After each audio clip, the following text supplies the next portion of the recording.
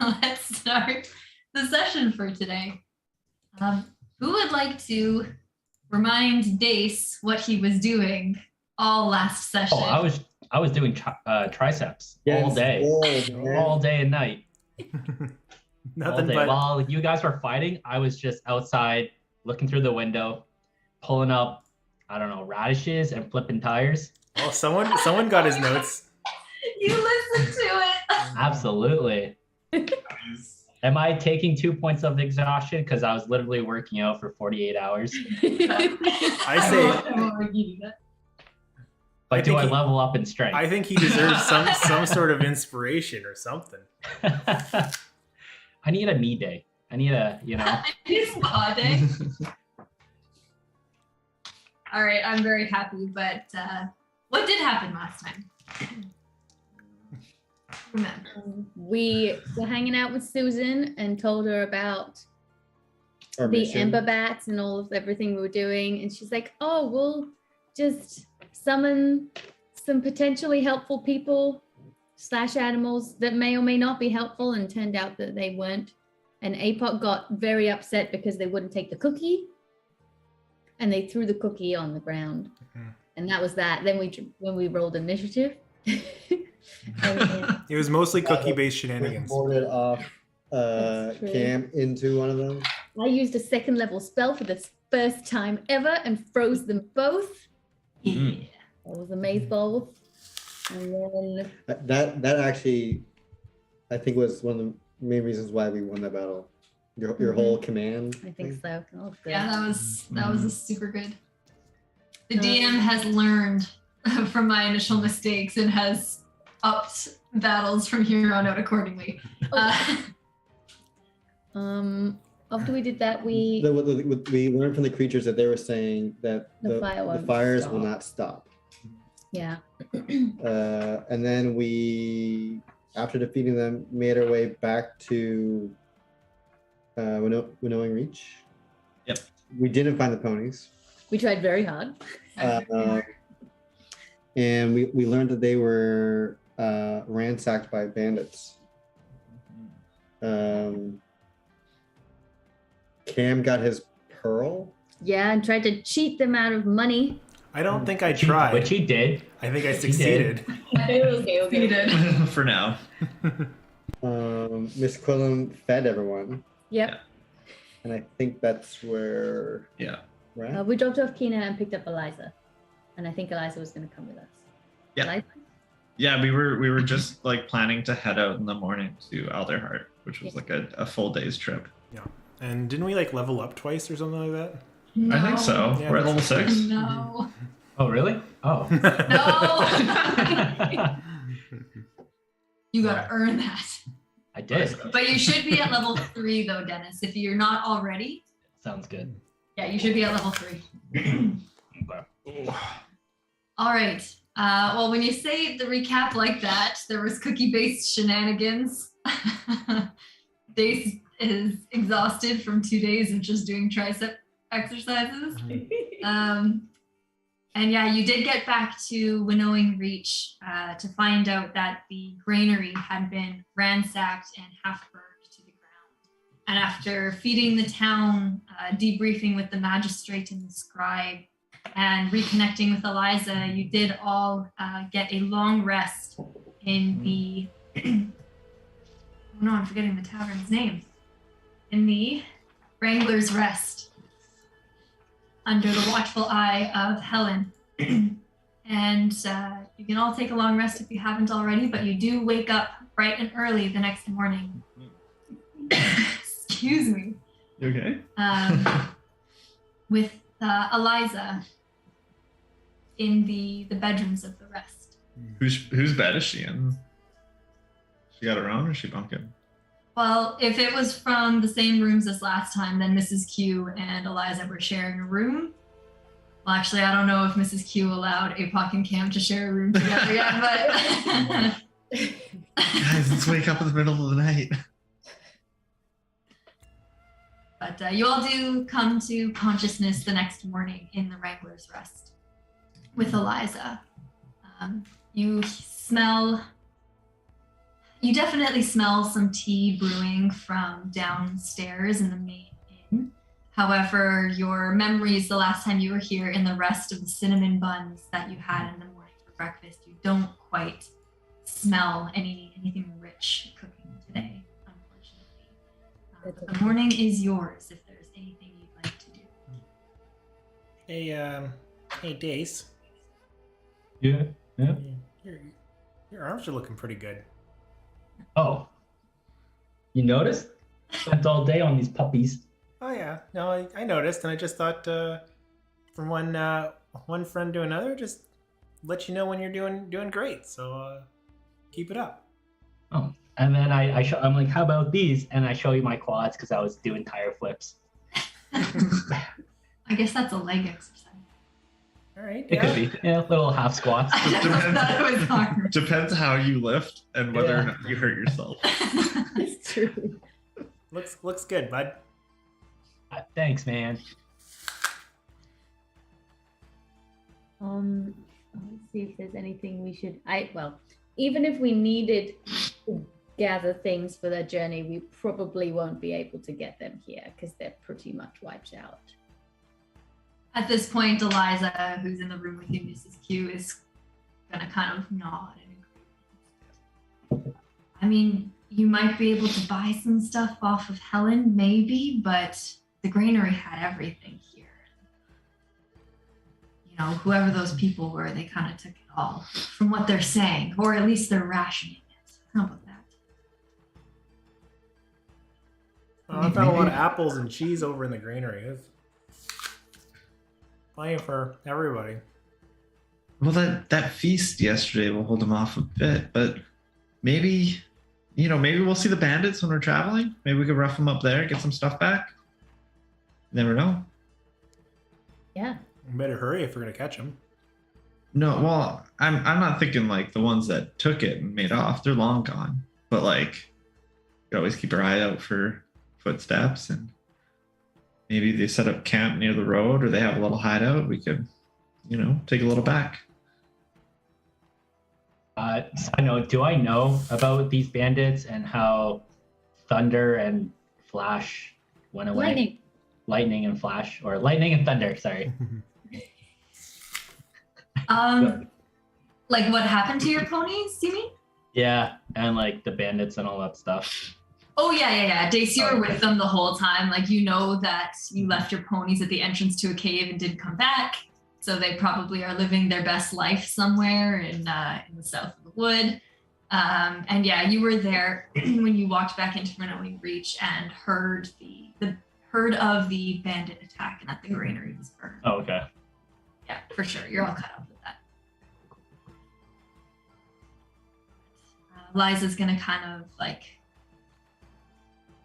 if you won't be able to catch them, you're right. It was 2 days ago, but at the very least, Alderheart we can maybe tell them about it. They probably already know. I don't know. The road doesn't seem safe anymore.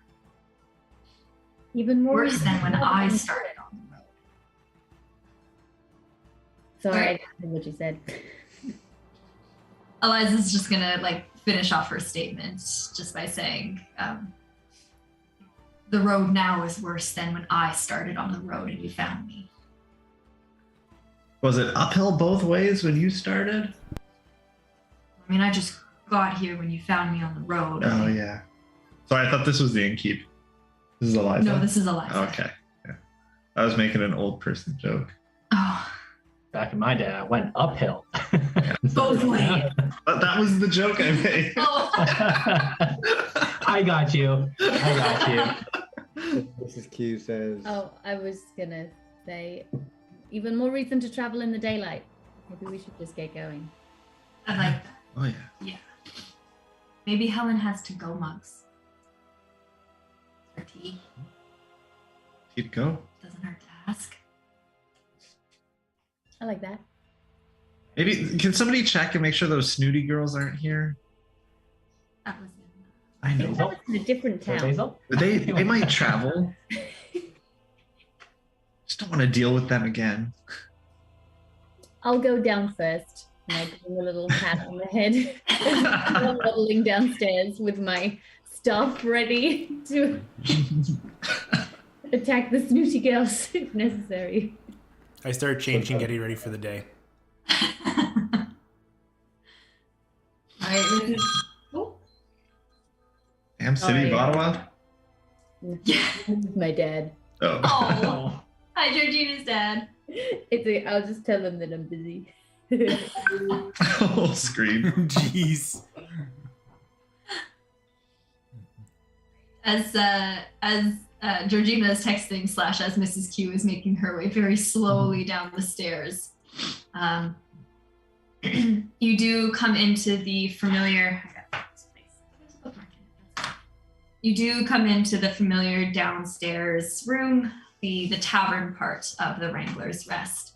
And you do see actually quite a few members of the town here that have come to Helen's keep for some early morning tea. You can see that there are bowls of warm porridge with the little last bits of dried fruit that it looks like they were able to salvage from the granary. And it does look like Helen is taking very good care to portion appropriately. Her and the other raptor, the younger raptor that you noticed last time you were here with Helen. And as she sees you come down the stairs, she gives just a very warm grin, but you can definitely tell that Helen is tired. There are lines in her face that weren't there before. And as she just takes a pause to rub her eye and continue serving the line of people coming through, it doesn't look like she's charging anything to these villagers for giving them a warm meal and a cup of tea. But she'll give a little bit of a pat to the raptor, the young raptor next to her, who continues to serve, and she'll kind of waddle over to you, Mrs. Q. So, it's good to see you again. Sure you've heard, but we thought you all were dead, and it's nice that you came back. One of us was dead, but he came back too, so we are all in tip-top condition, don't you worry. We're just in need of a little cup of tea if you have one. That is a... Sure. The world's gone crazy, so sure.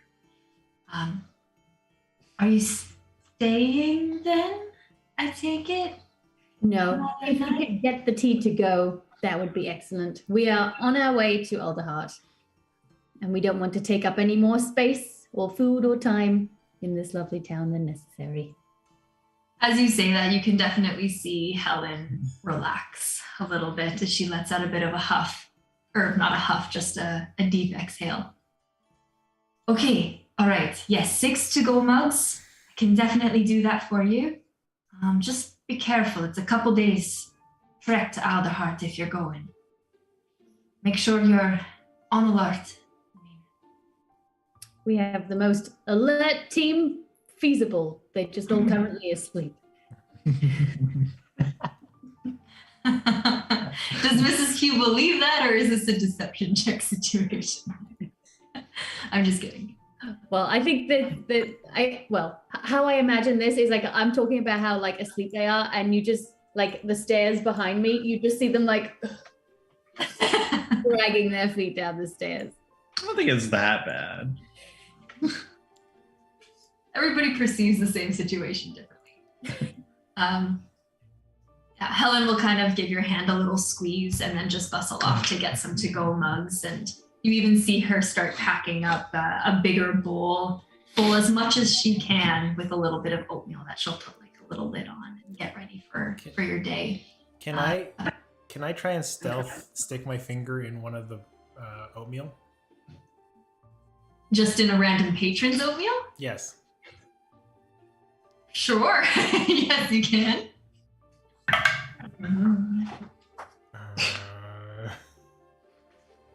It's an 8. Hold on, let me post some stats here. Oh man. Oh boy. Come on. Load. There we go. Excuse me, sir. think you're doing? I was just gonna warm it up for you. By sticking your finger Well, in my... how else am I supposed to warm it up? Maybe not touch it. Okay. He definitely seems to have noticed you, and it's this like raptor that's got kind of like a scar coming down one side. Looks like some of his feathers were sizzled by perhaps a slime. Maybe one of the wranglers who frequents the place. That's a cool scar. I want to explore that. Hey, couldn't you just touch the ball cam? I could have. Oh man, I must be tired still. All right, let's get going. All right.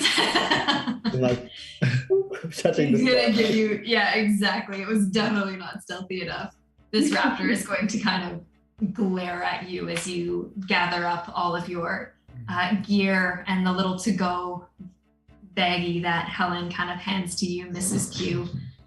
And she'll just kind of wave to all of you as you walk out of the Wrangler's Rest towards Eliza's cart and your own cart. That's still the only ones in the middle of this town. Eliza's did have the newly purchased padlock to keep all of the wares under lock and key. And you can tell that Eliza's sort of anxious to go as she's sort of fiddling with her coat and her shawl. All right, to Alderheart? To Alderheart. Okay. The Alderheart. Ace, do you have the energy to pull our cart, or are we gonna hitch it to the back of Eliza's? It's funny. It's recovery day for me. Eliza's is a pull cart as well, right? Eliza's is a hand cart that like she was pulling when you met her. Mm-hmm. So that's a no-go. Yeah, just hitch it to the back of hers. Oh boy. Oh. We Do we keep need- taking turns. Trolls. Do we need the cart, or are we just pulling an empty cart at this I point? believe your cart is currently empty. Yeah. Camembert had all of his wares, or all of his stolen wares, at least stored away in Eliza's cart under lock and key. We also have apples, right? A lot of apples. I don't know where you guys are keeping the apples, or the cheese for that matter, Eric. But It's in his fridge. I'm assuming that's kind of like an on your person sort of thing. Unless you tell me otherwise. I think we've eaten through most of the apples. So do we, Yeah. guys, do we need this cart, or can we just leave it back for the town? Like they gave it to us a while ago, but if we're not using it, it's just dead weight. We could get a new one in the city. That's true.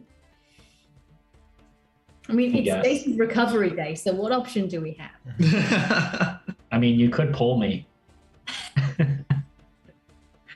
That's right. This cart would be good for dead bodies. A dead body cart? Bring out your dad. I was gonna say that. My people. Now we need it. We got to bring it just in case there's dead bandits. We can collect a reward. I'm sold. Okay. So We're keeping the wagon. All right. We're keeping the wagon. Notes. We got Mrs. Q goes over and picks up the little handle and starts walking really slowly. Oh boy. Like, Apoc's just gonna. like wipes her brow and takes a few little steps. Sir Basil comes over and takes one of the things because he can't do both. Apoc, So noble. Apoc pushes both of them out of the way and just grabs the cart. Can I have snuck into the cart to get pulled? It is currently locked. It's kind of like a stall that you shutter and open and then Oh. drag along with you. So it is currently locked, but if you want to try. No, this is our cart. Well, this is your Yeah, cart. this is our cart that does Yeah. not have a lock. Yeah, go ahead, make a stealth check. I want to contest this. Go ahead, make a perception check. Okay, good luck. Nope. Oh. Didn't see shit. Yeah, I got a 23. Oh Yeah. my gosh. There you go. Nimble as ever, you're able to like tiptoe your way into the cart as Apoc is going, and nobody sees you do it. As they're all kind of walking in front. Right. Because I'm pulling a cart, I would just like literally pull off my bag and just chuck it back there. Literally not even looking because I know it's empty. Okay. Damn. Make an attack roll at disadvantage.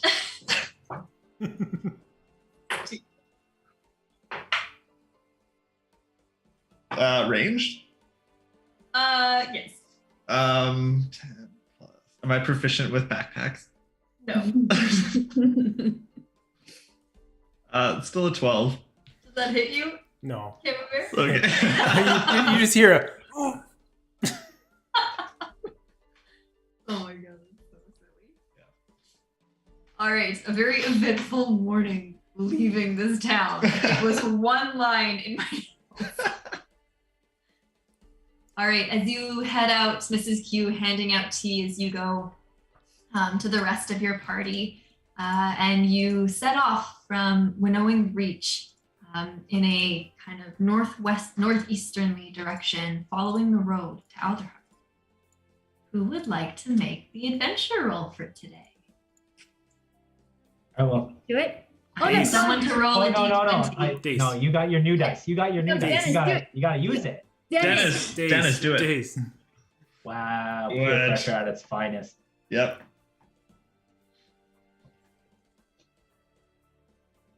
It is a 6.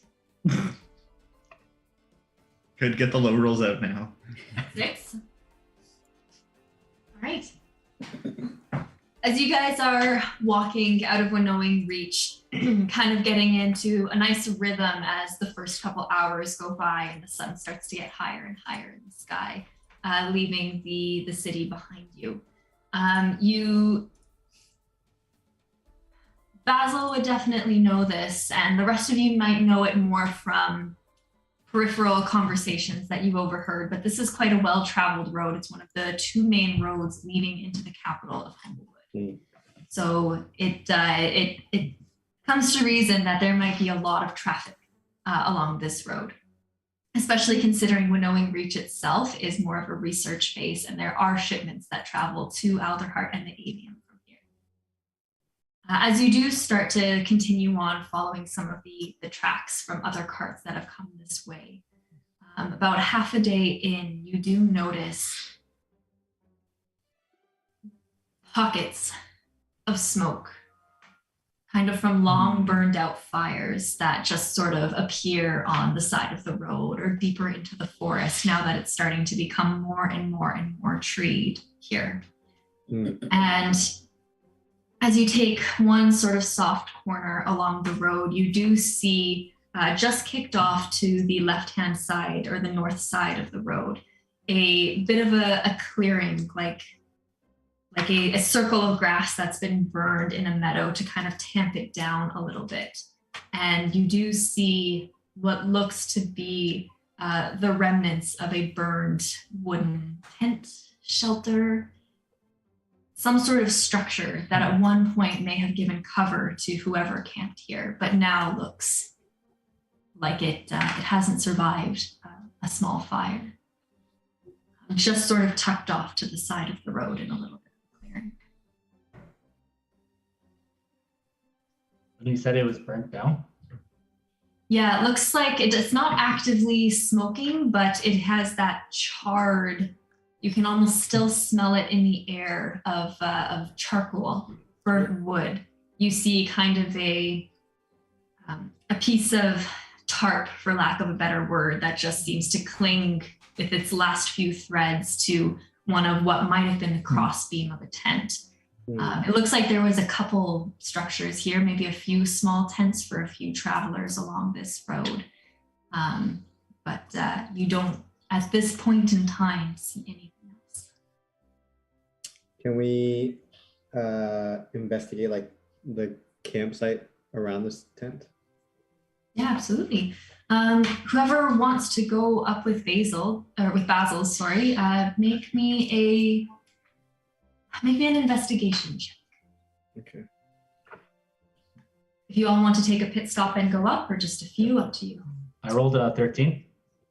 An 11. 11 and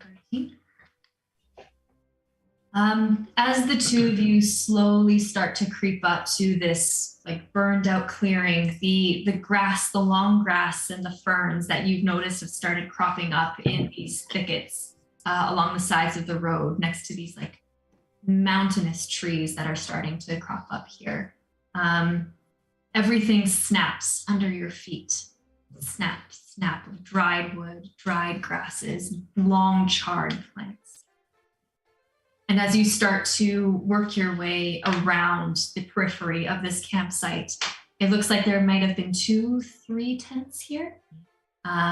It looks like there was a fire pit in the middle, but the fire pit itself was, to the best of your knowledge, well constructed, like surrounded by rock, no dead grass around, at least that you can see. It's more of a dirt.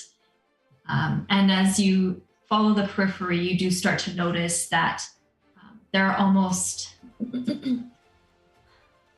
trails, I guess is the best way to say it, that poke into the forest surrounding it. Just slashes of charred.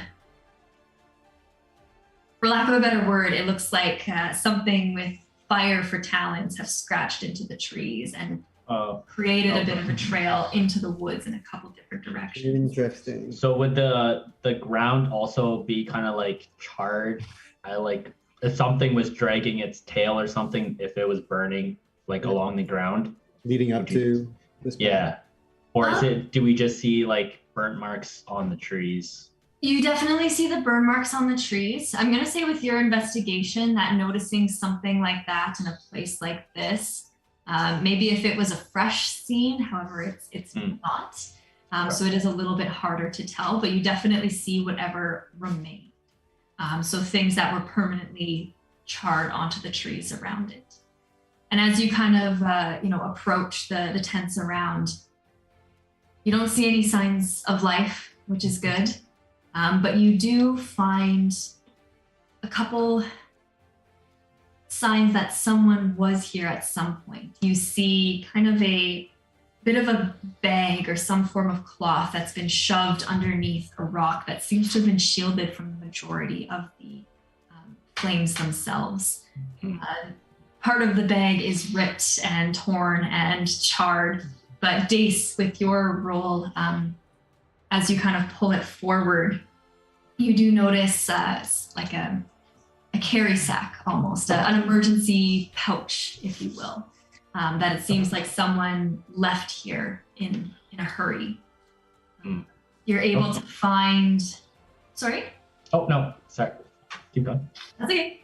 You are able to find a hammer made of mostly metal that seems to have been untouched by the fire. You are able to find, excuse me. You are able to find what looks like a shovel that kind of folds out to its full form and folds in half for easy camping, one might say. That could fit into a tote, one might say. But it is about like 2 feet at its full extended length, and it folds nicely to fit into a backpack. Is Sir Basil 2 feet? Just shy of 2 feet. Just shy. So all of it. Yeah. That's amazing. By that logic, he also fits in a tote bag. Yeah. Yes. And kind of tucked the farthest possible point underneath this rock, you do pull out a little coin purse that seems to be completely untouched by the flames. Okay. It's got kind of some like red threading in and around, and a really nice little tasseled closure, but it is about the size of a coin purse. Okay. I mentioned to Sir Basil, do you know what this means? What? It means someone's s'more party got real intense. Yikes. So then, so I found coins, a shovel, and an empty tote bag. So you found a hammer, a metal hammer. Yeah. You found what looks to be like a coin purse. So just I'm describing like a small bag that is just tasseled closed. Okay. But it looks to be completely untouched by the fire. There's no char, no smell of smoke. And a foldable shovel that also looks to be like it was completely untouched by the flame. Okay. Sir Basil calls over to the rest of the group. Over here, over here. And if they come over, he kind of points to the tree line and asks them, what do you suppose caused that? They're pointing at the scarred trees.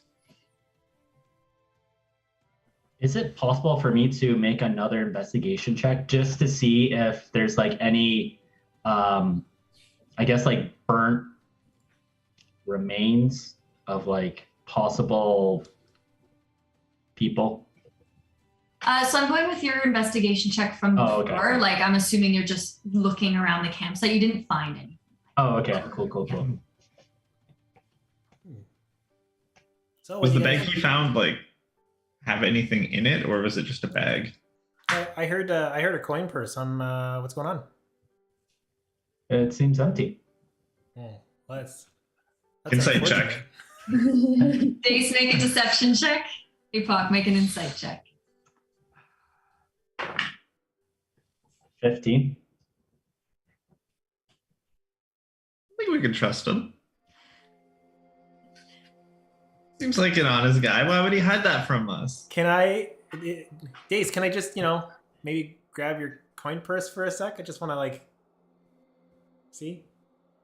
I mean, I already told you it was empty, so. Mrs. Q walks over and gives Cam a little swat.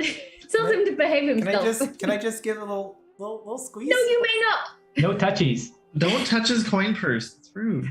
Oh. But if he consents to it, I don't see it being rude. No consent. Dangerous. Danger.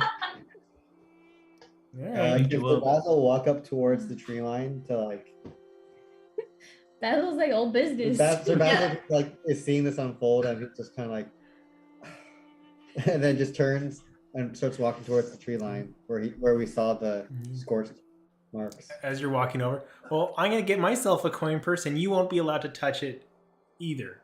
So there, and I go pout in the corner.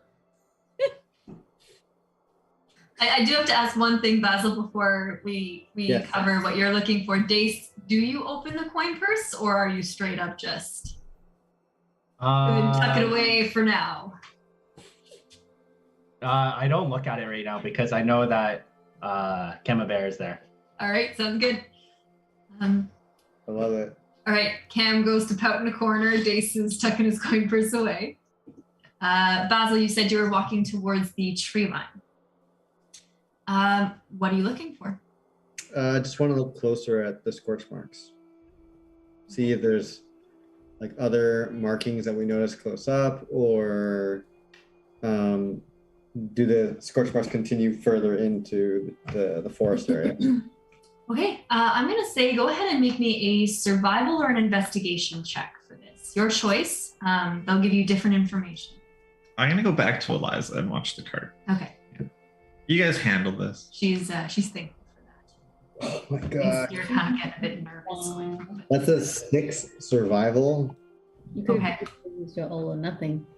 Oh, that's true. I could have. But maybe it's good to save that to, something else. Anyway. Can I? Yeah, you can use your all or nothing coin.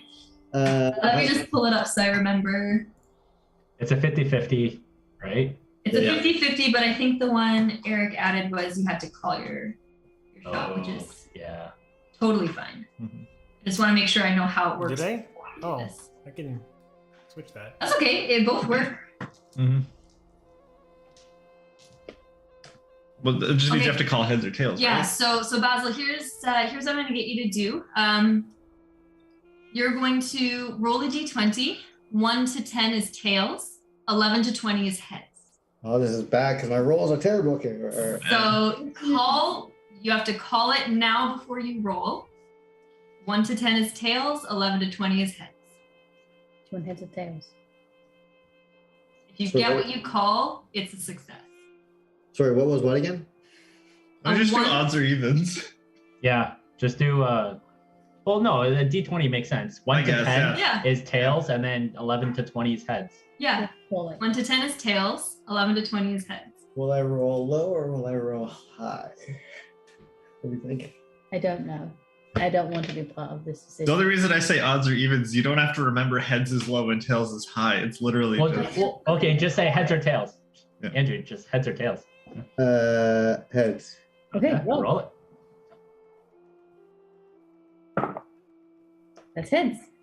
16. Is it? Yeah. Yes, it is. Okay. I guess the heads is a high because it's on top. Yeah, the tails is I your know butt. what I'm Okay, doing. that makes sense too. All right, so that is a natural 20. Oh. I love Okay. this coin. And that was survival, right? Yeah. Okay.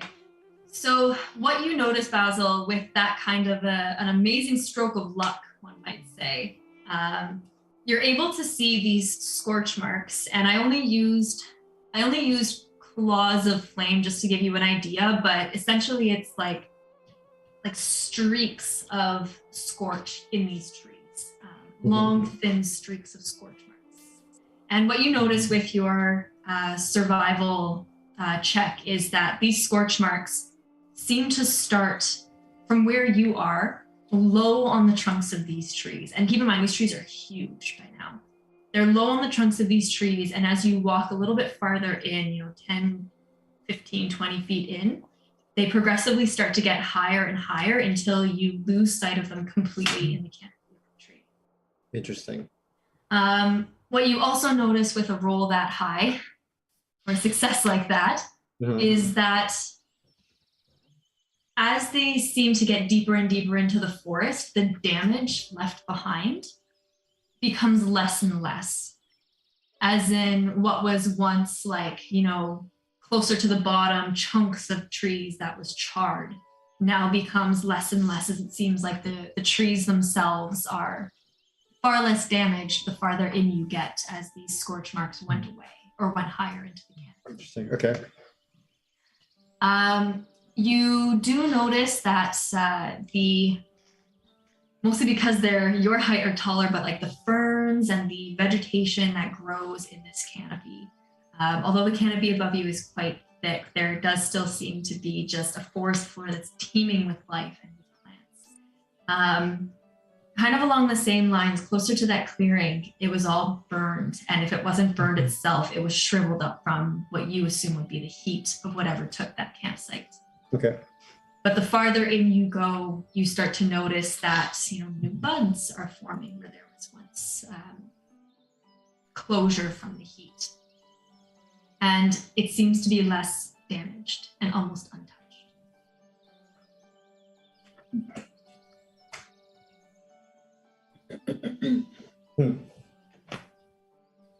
Interesting.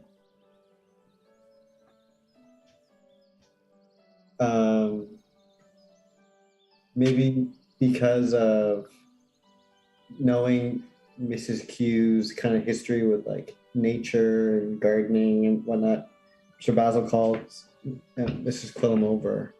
Mrs. Quillam, could you take a look at this?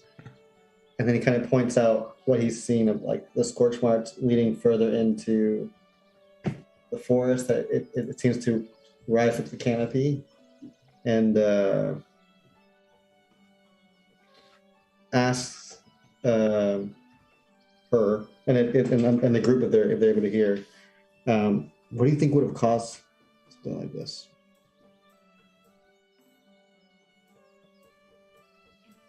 If you want, if the question is posed to the group, Apoc is back with Eliza, so I'll say you're probably not there. No, got no. But if the question is posed to the group, whoever wants to make an attempt, you can roll a nature check. Roll a nature check. I can. Sure. Hmm. 14. Cam? Okay, answer it up. Yeah. Dace, did you? The roll was in the negatives. Yeah. Mine's Jeez. 7. All right. So Dace and Cam are still too busy, like children, back to back, arms crossed, angry over the pouch. This is cue as you kind of take a look at the scorch marks that Basil is pointing out.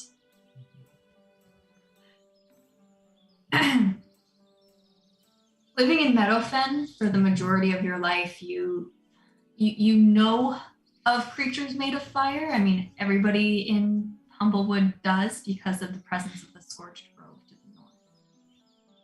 However, your first encounter with them where you got a really good look was the emperor bats.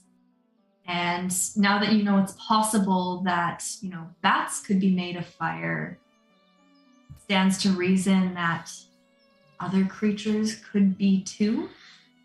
But as for what you're looking at and what may have caused it, not too sure. It's just a little bit outside of your grasp. Flaming squirrel. Under the tree. Would my ability to speak with, hang on. Bugs? I have speak with bugs, but I also have, do I have speak with animals? I don't think so. No, I have animal messenger. I don't think that's the same thing, is it? No, it's not. If you need to speak with Mrs. Q, if you want to speak with the animals, I can help you out. It could be useful to ask them if they remember what kind of animal did this. That might give us a general shape and size. Oh well, if you want to drink this, feel free.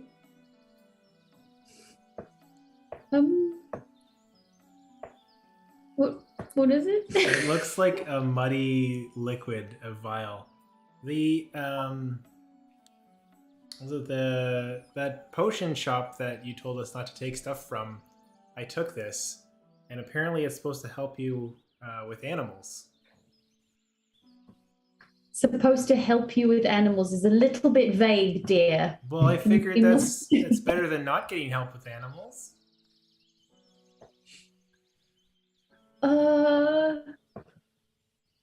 I don't think Miss Q would do this.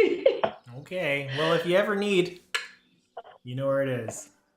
Thanks very much. I'm gonna bend down and try and speak to a bug instead. Okay. This is your racial feature? Yeah, it's a racial trait, yeah. Speak with bugs, okay. Sounds and gestures, you can communicate simple ideas with creatures of the beast subtype. That represent insects, spiders, worms, and other creepy crawlies. Okay. So, yeah, I imagine as you walk a little bit farther into where the flora is a little bit more green, you can definitely bend down and take a scoop of dirt and see an earthworm in there that you can perhaps talk to. I have to remember that you have this. Now I didn't write this in. You can communicate simple ideas. Okay, what are you trying to communicate? I would probably ask, I would probably try and communicate, did you see a bat made of fire? Or try and give them an idea of well, I don't know if I would be able to be what creature was it? That might be a bit abstract, but I was thinking I could ask, was it this kind of creature, to try and get to the bottom of yes and no? Okay. Yeah, if it was big, if it was small, if it was furry, if it flew, or if it was on the ground, or what. Right, okay. Yeah, so a series of yes or no, trying to narrow it down. Funny question. Yeah, there is no time limit. So from these sounds and these gestures and these clicks that you're making to this worm, it will kind of curl up real cute, because worms are kind of cute, just in the palm of your hand, and have one little, just a little head poking up. And you're able to understand from the worm's perspective that the creature was definitely bigger than it is. Mm-hmm. And you understand that it was hot. The creature radiated heat, and that it was very, very bright, and that it seemed to be able to climb the trees. Okay.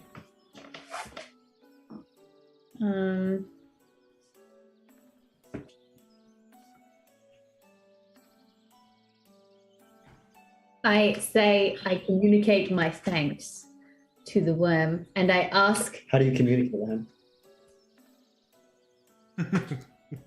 Yeah. Wiggle. Just wriggling. Oh my god. I'm picturing the two of them on the Like, ground.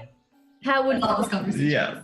like when Kronk speaks to squirrels, it's just like squeaker, squeaker, squeak. Yes. That's how I'm imagining my communication to animals is going. Perfect. And so I try ask him like where he wants me to put him down. Like, did you want to be closer to a tree, or do you want me to put you on the grass, so that he, it's not often that you have this kind of mobility as a free worm. transportation. The word is just gonna through the wiggles just tell you to put it down right where you picked it up from. Okay. There's some good dirt to burrow in. Nice. Good dad. I put him back down. Sprinkle him on top so he's not completely exposed. And that's the last you see of this little guy. You didn't ask his He goes name. away. Oh, No, please don't. Amazing. It's gone. He's gone. Left, wiggle to the right, wiggle to the front, wiggle to the back. He's gone. Doesn't see. You can arbitrarily name him out of later. Sir Basil says, No, go ahead, Basil. Sir Basil's thinking in his head, and essentially the thought of, we have this mission that we're on. We know that it's pressing. We got to get to Elderheart, but we also have found possibly this trail. Maybe it's bandit, maybe it's a creature. We don't know. So then he says out loud to the group, perhaps we should go back to the cart and discuss what moves we should make next. I know we need to go to Elderheart, but at the same time too, this seems ominous and possibly something we should investigate. Quick question. I know I'm not with them, That's but good. this scorched trail, when I saw it, could I tell which direction it was going, like in relation to where we were coming from? Going that way, or is it going the other way? So you can definitely see, Basil and Mrs. Q went up one of these kind of scorched trails, but you do see a couple more kind of branching off. They all look like they were coming from the north end of this clearing. The north end of this clearing, and you are on a road that's heading kind of gently northeast. Interesting. So it's One might even say in the direction of the wood. Yeah. Sorry, Eric? I was gonna ask Apoc. So, do you think were they attacking this place or were they leaving on fire? That's what I can't figure out, is whether they started here or they wound up here. What happened when they? If it's similar to those bats, what happened? Did they light on fire, or were they just always on fire? Oh, I mean, everything looks burnt up here, right? Only one there's a couple trails heading out, right? But if something was coming towards us, you'd think it would come all in one clump. But if something's started here and it spread out, it would spread out in a whole bunch of different ways. I kind of think it started here. Okay. And then took off on fire. Do we know what's in the pouch? What pouch? Oh yeah, that it said that it was empty. Yeah. I don't think the pouch was dropped by the creature, Cam. I imagine we're all back at the carts. I now. imagine you're all back at the carts now, Yeah. yeah. Then who else would have dropped the pouch? Whoever made the tent that clearly burnt down. Mhm. Okay. All right. What do we think to do? I mean, if you're asking me, Eliza's gonna pipe up. I say we keep going. This is creeping me out. They're bandits, don't forget. What time is it during the day? So it's about midday. You've been traveling for, 4 or 5 hours now since you left Winnowing Reach. This is just kind of like the start of the entrance to the main wood, where the trees are starting to get very, very big. And you came upon this campsite. I agree with Eliza. I think we should keep going while the sun is up. And whatever made this damage is long gone, but now we know a little bit more of what to look for. Yeah. Do we know? Okay, well, we can walk and talk. Yeah. Sir Basil agrees, and you. I'm sorry, what? Oh, Sir Basil agrees, and like. Oh, okay. You want to walk and talk? Let's continue. I was gonna. What was I gonna say? I can't remember what I was gonna say. It'll come to you. All right, as you are continuing on, you can definitely tell Eliza she's kind of like working from foot to foot and anxious to keep going and get as far as possible, but the sun does start to set. And you do still find yourselves out on the road, knowing that it's going to take a couple days to get to Alderheart from Winnowing Reach. As the sun is starting to set, how far did you guys want to go? How much longer would you go after the sun sets on this road? If we're deep in the forest, is there any light that's penetrating through the trees? Or is it just a dark road that only our lanterns could see? It definitely looks like it's a well-maintained road. This is a very, it's the main road into Alderheart, one of the main roads into Alderheart. So it is well-traveled and well-tended. It looks like the trees have almost been asked to maneuver their branches so they're not blocking too much light from hitting the road. However, the canopy is thick. These trees are tall, and there are times where the moon disappears or the sun disappears completely behind the tops of these trees as you're on this road that winds towards the capital. So lanterns are probably a good idea, but you do have some moonlight to guide you. Seeing as it's one of the main roads into Alderheart, do we see other travelers? At this point, not quite. You know that a lot of the villagers in Winnowing Reach, they said they had recently sent out aid requests from Alderheart, and that was about 3 days ago. Based on what Helen told you, Alderheart is 3 days away. So for right now, no one kind of crosses your path going in or coming out. But that might change the closer you get. Okay. I don't mind if we buckle in for the night. Probably better to travel during the day and keep watch, just so that if anything does happen, we're safe and sound. To me, I think that's probably the best approach, unless you guys are in a hurry. I know we kind of want to get there faster, but no sense in tiring us out, because Dace is recovering. So let's set up camp. Yep. The watch sounds good. Sounds good to me. I'm feeling a little peckish. You can have some dinner. We're gonna cook a feast. Yeah. I mean, Good banquet feast.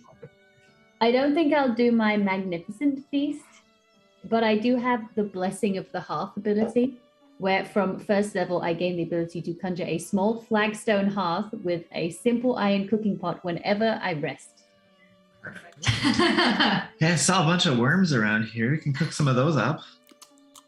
No. Some good grub. What's this I'm say? gonna have some other things in my pack. It's protein. I know we've been eating a lot of sweets. You get the hankering for some protein. You take your hoof down and you just scoop up a whole bunch of dirt. You got some leaves, you got some twigs, you got some worms in there. I call it trail mix. You got to balance out the macros. Yeah. Too much fiber from those apples. All right, as you prepare whatever you guys want for dinner, you do not have to describe it. And settle in for a hot meal by the fire, getting your camps prepared. Eliza is actually going to kind of. So, I have a question for you guys, and you're probably gonna think I'm crazy for asking it, but I think it's kind of important to know. I know they said that the granary caught fire, but like that's not the whole story in Winnowing Reach. Liars. I just don't think they saw it properly, you know? So Basil's ears kind of perk up. What did you see? What do you mean? Yeah. The magistrate's a good guy. I'll say that. He responded well. But I was closing up my cart for the night after selling all my wares for the day, and it was getting dark. It was just after twilight, so it was starting to get kind of pitch black. But I swear I saw these creatures. They looked like Apoc. But then I saw them fly onto the top of the granary roof. Like from the ground. Okay. Not glide, fly. Well, Apoc don't glide either. No. Unless I'm missing something. Well, unless things have changed here in Humblewood, no one can fly. That's true. Right? Last time I was in this wood, honestly, it was like 15 years ago. So I don't know if you got new folks, but from the ground, they jumped and flew, and it was like they had fire in their hands. That's how the building caught fire. And then they just sort of dove in through the burning roof, and they just flew away with everything. There was like, I don't even know how many. You probably think I'm crazy, but I know what I saw. I don't think you're crazy at all. I think that lines up rather well with what we've seen already. Sir Basil, just since, because Eliza wasn't at the forest bus, she was back with the cart. Oh. So right. Sir Basil describes the scene of what he saw in the forest. And I think it sounds a lot like what you saw.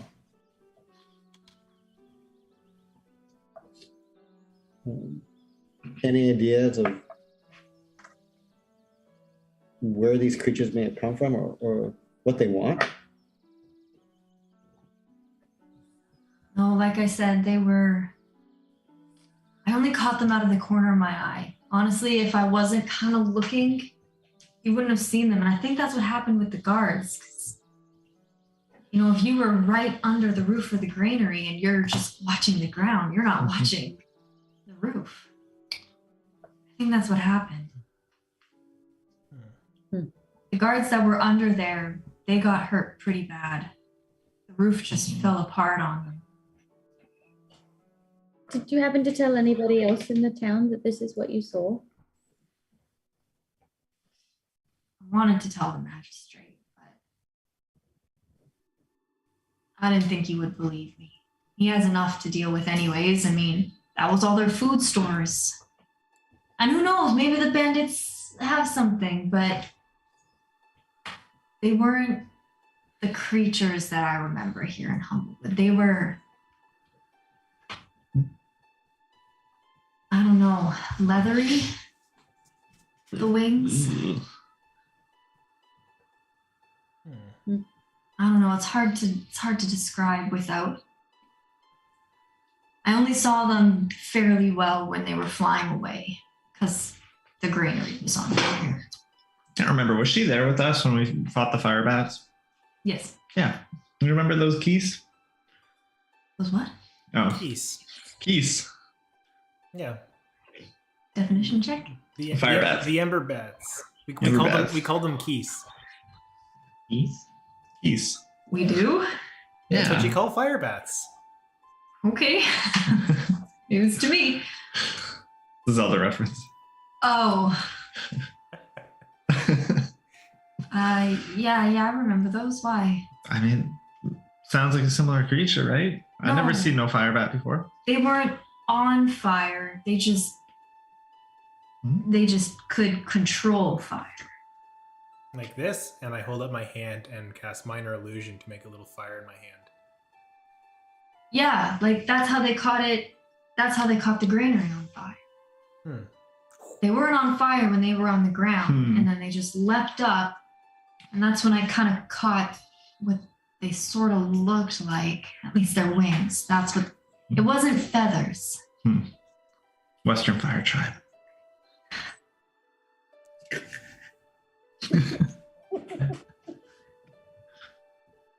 But yeah, they just sort of like lit their hands on fire, touched the straw of the roof. Okay. Okay. All right, so we gotta just keep looking up then. Always to the sky, see if we can find them. Forward, backwards, side to side, and now we have to worry about what's above us. Here, and I like whisper over to my shoulder as you see Hugh kind of pop out. Go watch up top for us. And Yeah, he's cute. I love he him. flutters away. You are an interesting person. Well, an interesting person amongst many interesting people doesn't really make me that interesting. Oh. Well, you're all interesting people then.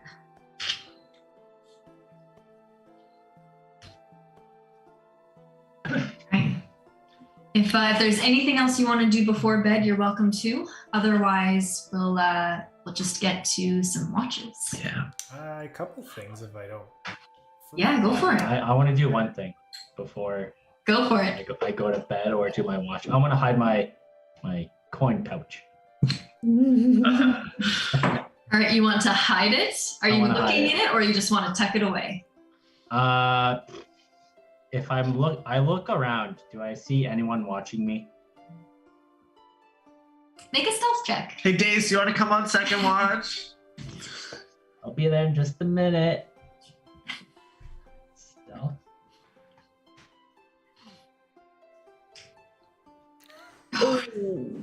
But it says I have advantage. Do I roll that, or If you have advantage, then you have advantage. Let me do take I roll with advantage, or do I just click? Yeah, no, roll with advantage. Oh, I'm sorry. For what could you possibly have advantage on? I don't know. It's a dirty 20. Okay, I don't think anybody's passive perception is that high. You sort of, just gently lean back as the party is listening to Eliza's story, and you don't notice anybody noticing you. What did you want to do? Yeah,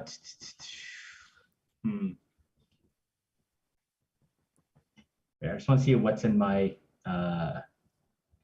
my inventory.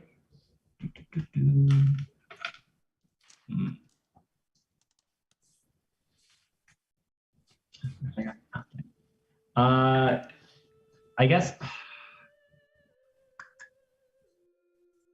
Yeah, I'll just try to find a little nook in a tree, and I'll just put my little coin pouch in that little nook. Yeah, easy enough to do. You can definitely find a little hollow of a tree and just kind of shove the new coin pouch that you found, just tuck it into a tree and like put a leaf over top to make sure it's well hidden. You can definitely do that. I am going to get you actually to make a survival roll for me, though. Let's see how well you can hide it. Ooh. Survival. 17. Okay. You feel pretty confident that it's well hidden. Okay. Camembert, you wanted to do a couple things? A couple things. Mainly one thing is Apoc, you know that hat that I gave you? Yeah. Can I borrow it for a second? What's up with the floppy ears? Yeah. I want to just check it out. I want to make sure that it's, up to my my standards. You're gonna give it back, right? Oh yeah. I just wanted to check it out, and I'm gonna take a little bit of time to identify it to see if there's any magical properties in it. Oh, this pearl is gonna be a problem. There you go. You take your 10 minutes before bed. I'm assuming you're ritual casting, but you take it, like look it over, try and connect with it to see if there's any magical properties. I'm actually gonna not ritual cast it, just straight up. Oh my god. Use this lock, perfect. So instantly, within 6 seconds, as you're looking over this hat, pretty cool hat. Nice. Not magical. Cool. All right, 1 down, 6 more to go. Oh god. Nice. Here you go. What'd you do with it? I just wanted to make sure that they didn't put any curses in it or anything like that. So That's there you good. go. Oh, that would have been a good idea. Next time. And then before I take my watch, I'd like to do something else. Wait, I got a question for you. What would you have done if you found a curse? I would have probably given you your hat back. To be fair, it's your hat. But I would have told you about it, so at least you know. It's a fun game. If you don't mind, I can take the first watch, help everybody out, get a rest. I've been sleeping in the cart for most of the journey, so That's true. I'll take first watch if anybody else wants to do anything. No arguments here. And when everybody goes to bed, I would like to basically close my eyes for a little bit and kind of put my hand over my chest as I breathe in, or at least try to breathe in.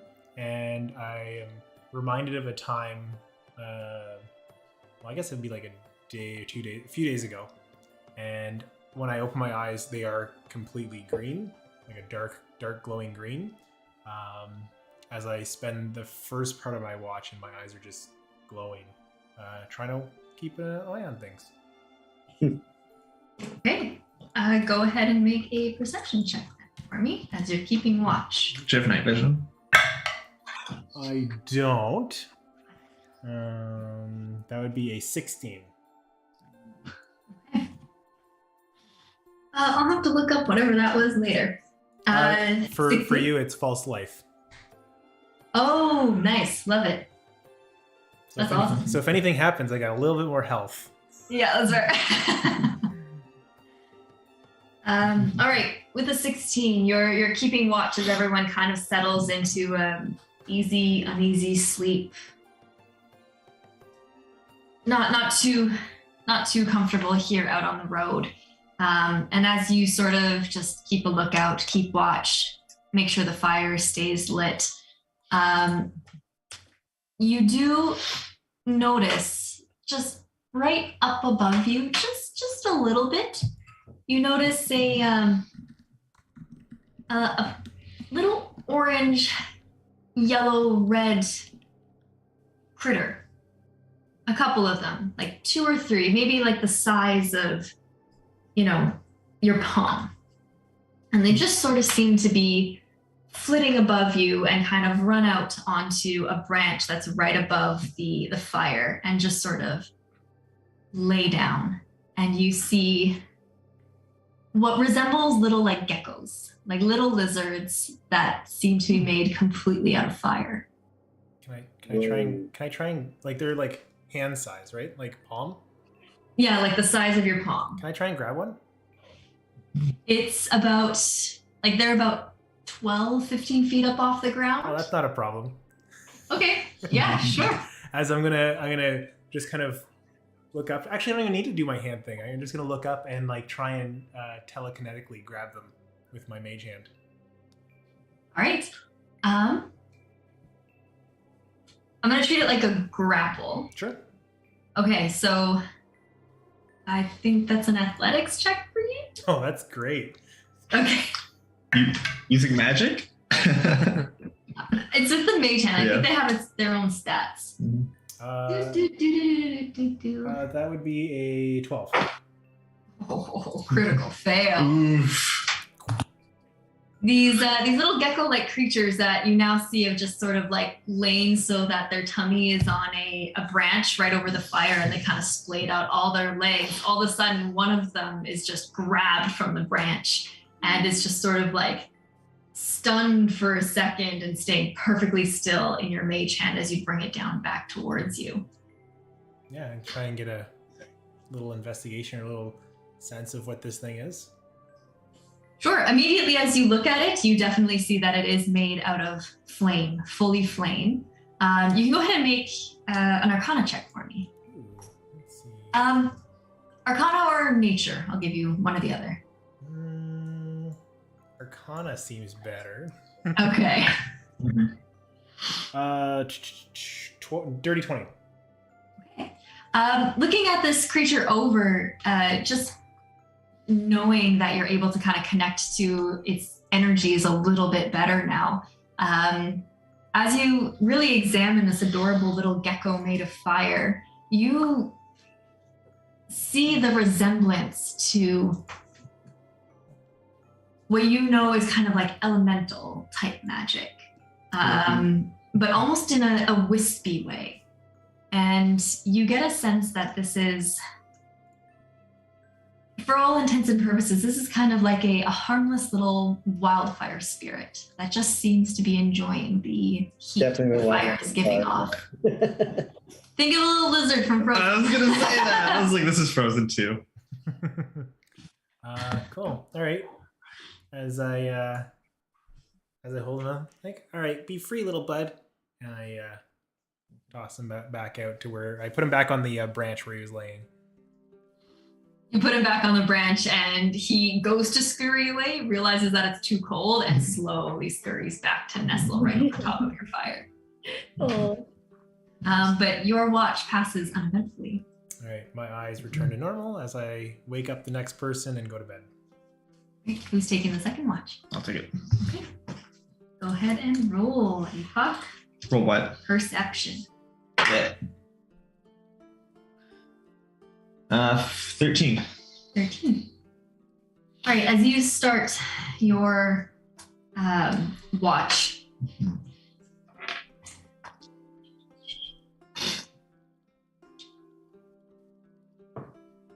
right, as you go ahead and start your watch, you nestle by the fire again, making sure to keep it going, and you do notice, kind of like how Camembert did, these adorable little wildfire spirit geckos that are just curled up above the fire.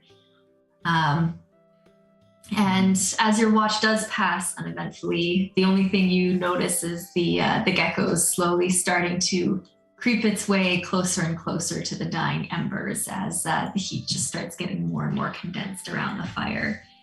Until one of them ultimately is brave enough to scurry past you and roll itself into a little tiny ball just on a stone around your fire pit. While I'm like playing with this lizard, yeah, can I cast Beast Bond on it? It's a range of touch, so I would need to get close to it. Okay. But I just want to like cautiously work my way over to it while it's at the fire and just like, I don't know. Are you gonna boop it? Yeah, like boop it, like gently pet its back, like make sure he's warm. Okay. As you okay, wait, yes, that was telepathic link. Ooh. Is its intelligence 4 higher? No. Okay. How long does this last? Oh, 10 minutes. 10 minutes. Okay. Oh, this is really cute. I just want to be able to communicate So- with it. Yeah, okay. So you slowly, I was just making sure there's no like save or anything. Yeah. You slowly work your way up to this little guy who's curled up on the stone. And as you go to just gently boop this lizard made out of fire, you do take 4 points of fire damage as you boop this living flame. And just make an animal handling check for for me. Animal handling? Just to see if he What's my animal bites back or handling? not. That's a 12. Okay, yeah, no, he's okay. And he at first kind of just a little bit, I don't know, rears back just a little bit, but as you whoop his little nose and cast this spell, he immediately starts to just relax again right by his hot little lizard rock. Okay. You have a telepathic link with this little wildfire spirit. Okay. I just want to tell it a message. Okay. Oh, we got like a little Yeah. secret muted message. This episode of Humblewood is brought to you by Deck of Many. Or was it the Deck of Many? I think it's or the Hit Point Press. That's the company that does the Humblewood thing. But now I'm like really curious what they're saying. Yeah, they're having a whole lot of conversation. Right? Yeah. Wow. I guess they're playing D&D and we're just watching. Yes. All right. Of their lives. All right. So as you continue and finish up your watch, Apoc just patting this adorable little guy who seems to have taken a liking to you. Your watch does go by uneventfully. Who's taking the last watch? I can. Right. So Apoc wakes up Mrs. Q. Mrs. Q, you uncurl yourself and just stretch out again right by the fire. Go ahead and make a perception check for me. What's your perception? Nat 1. Is it a one or Oh, no. It's a. Oh wait, Is it a 7 or a 1? I'm pretty sure that's the one.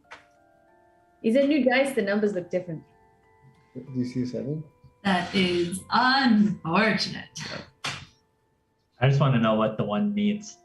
Let's say it's a 1. Pretty sure it was a 1. Boom, boom, boom. It's okay. I think it's a 1. I think. If only Basil didn't use that all or nothing coin. Yeah. All right. So as soon as you wake up, Mrs. Q, and as soon as you're about to curl yourself up to keep watch, you accidentally put your hand right in the middle of the burning coals as you go to kind of get yourself back up, being super, super sleepy with a natural one. You do take 3 points of fire damage, and your hand just starts to burn for the majority of your watch. Now you will still get a long rest, just as a heads up, but it will be very, very hard to keep an eye out on the road or on anything for that matter until you start to feel 4 burning points of fire just hop themselves up onto your knee and start crawling up your leg and trying to like work its way up your sleeve as this little wildfire spirit gecko seems to be running in every nook and cranny of your apron, of your robes, leaving tiny little scorch marks as he starts to just run around until he finds the pocket full of cookies. No, Mrs. Q. And Oh my god. And as you just watch, if you want to do anything, just stop me, Georgina. But as you kind of feel these little footprints crawl all over you and this little tail made of fire, it's, you have to kind of pat your apron and your clothing out every so often as like they turn to little flames. This little gecko finds the pocket in your apron full of cookies, and you just see this little guy start to nom down, opening his jaws, and all you see is this, like, when fire is very, very hot on metal and it turns white, you see for a brief instant that's what's inside his throat as he starts to nom down on the cookies, and your chocolate chips and the cookies are starting to melt, where his little feet hit the cookie. It's turning to like burned like that. But he noms down and starts to look for more food in all of your other pockets until he ends up right on the top of your knee and just looks up at you with his big eyes, almost expectantly. Oh, it's my fault for making such good cookies. I don't know if this would.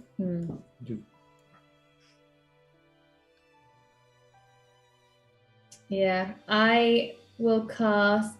Are these treated as like one creature? Yes. Okay. This little guy is a creature, a single creature. Okay. But are there multiple on me, or there's just one? There's just the one, but they are crawling. This little guy is crawling everywhere, like everywhere on top of your head, to the end of your nose. Okay. I cast command and I say off.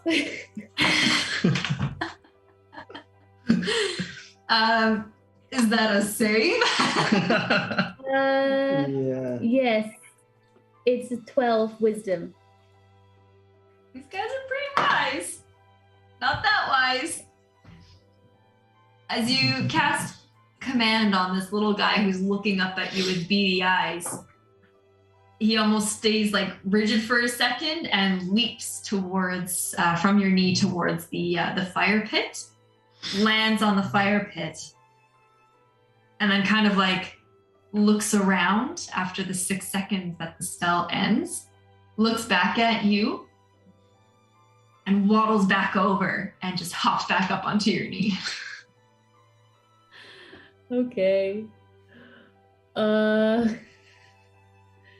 that's not going to work. Maybe I should have used. Well, no, it wouldn't have made a difference because it only lasts. Is it only last that long? Really? Well, I As think you have your finger out there from the command spell 6 seconds ago, as he hops back onto your knee, he kind of like uses his little snout to boop your finger. Oh, And then we'll just kind of curl up on your knee. Okay. Okay, we're gonna try something else. I'm gonna somewhere in my many pocketed apron, I have my oven mitts. So I'm gonna pick up my oven mitts and I'm gonna try and just like scoop them and put them on a hot rock and back away. You've just killed Andrea. So good. Love it.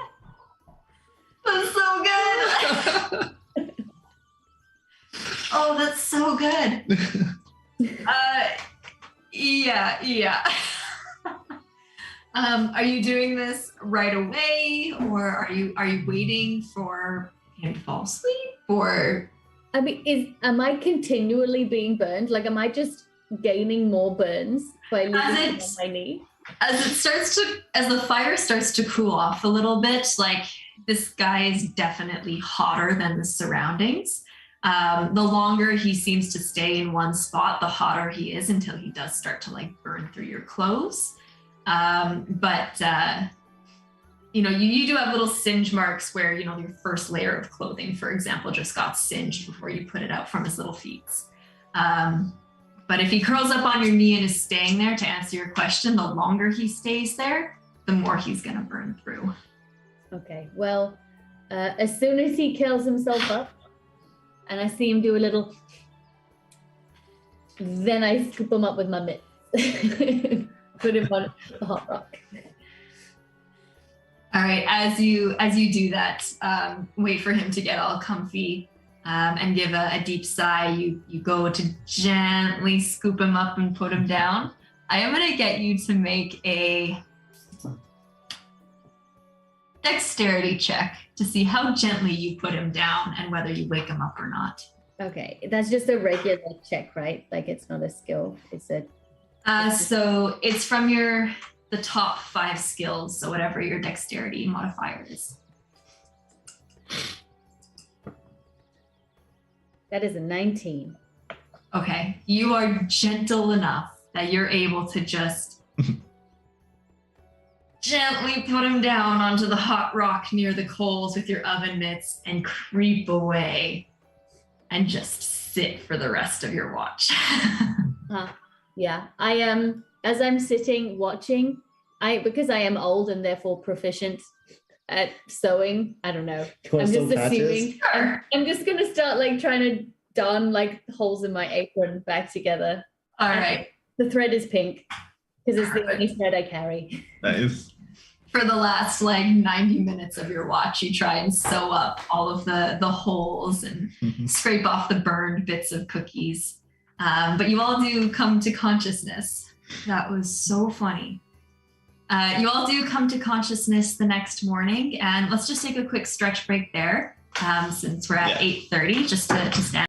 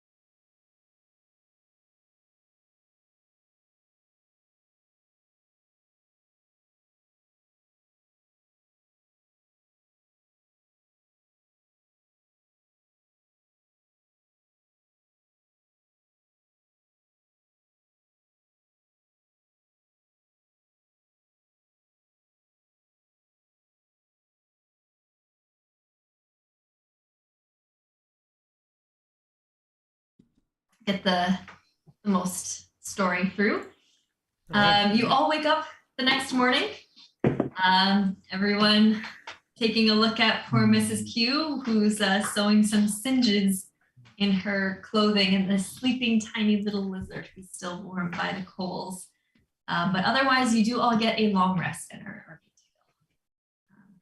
How did you spend the night with Luke? Is his name Luke? Yeah, like lukewarm. Uh, I named him last night. Wasn't he nice? I mean, he ate all of my cookies and did a number on my apron. But yes, other than that, he was a That's Luke for you. What was You that? okay? Oh my god, I had wine go up my nose. No, I just said that's Luke for you. He's mischievous.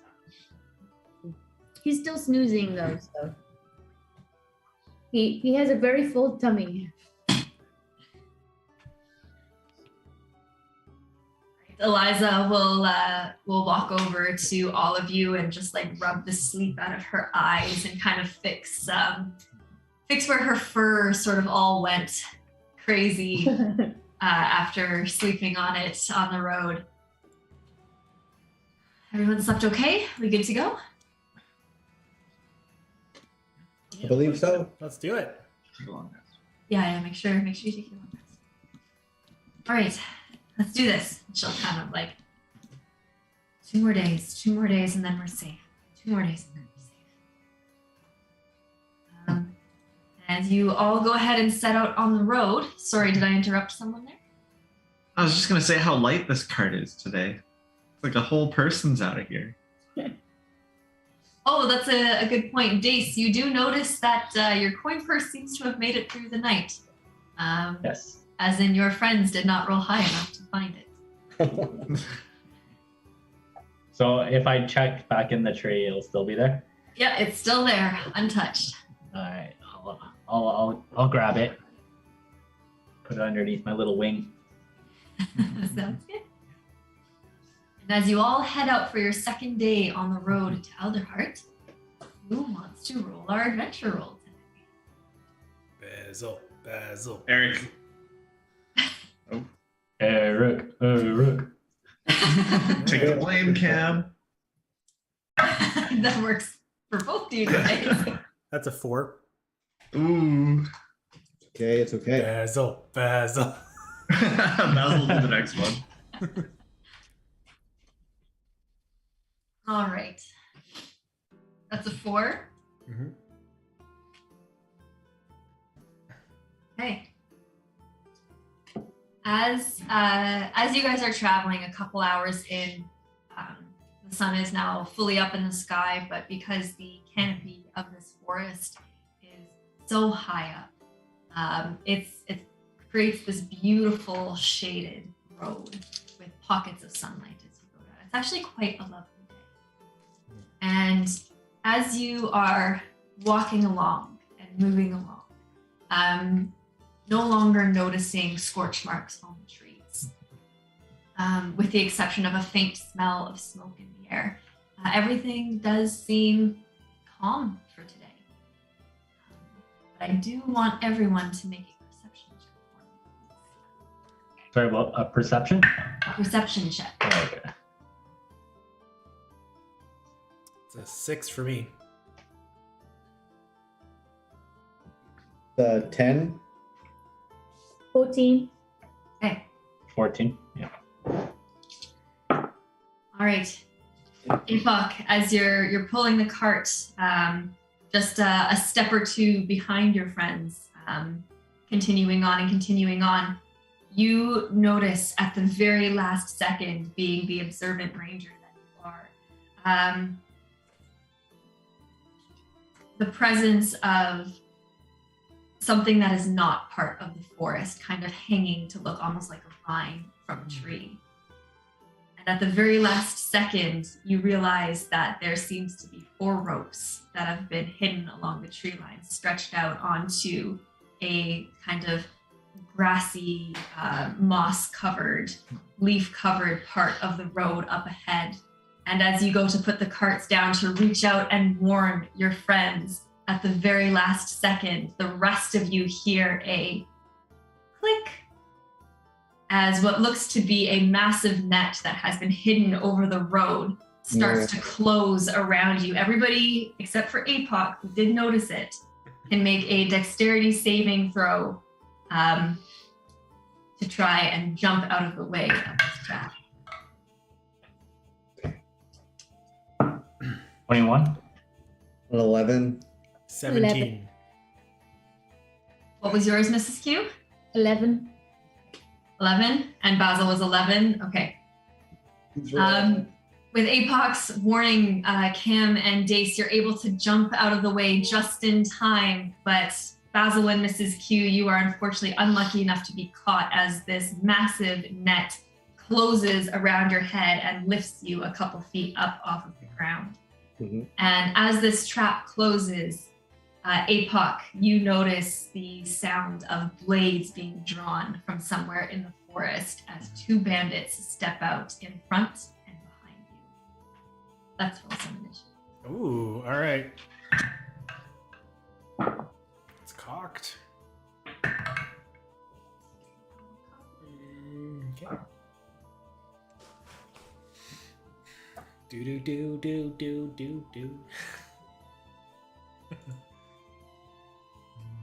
All right, so an owl bear is sent out.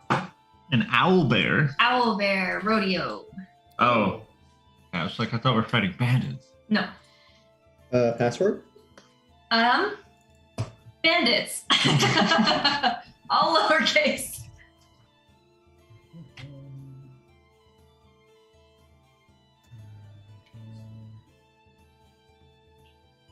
All right, so I even had the order right. essentially, yeah, Dason, or sorry, you can place yourself wherever you want. What I described was just for flavor. So, like particularly Camembert and Dace, if you wanted to have jumped out to the side or in front, you can go ahead and place yourself. Mrs. Q and Basil, you are stuck in this net kind of right in the middle of the road, right where you are. Yep. And you see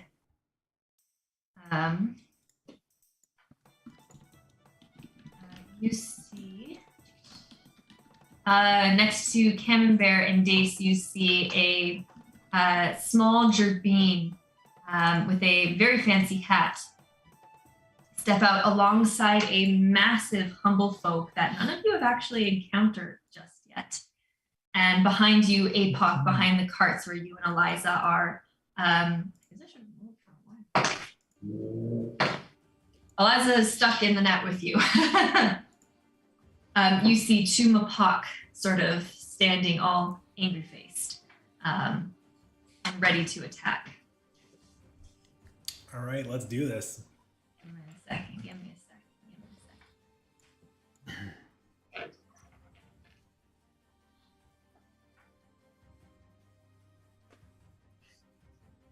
Okay. You'll have to be patient with me as I flip frantically through pages.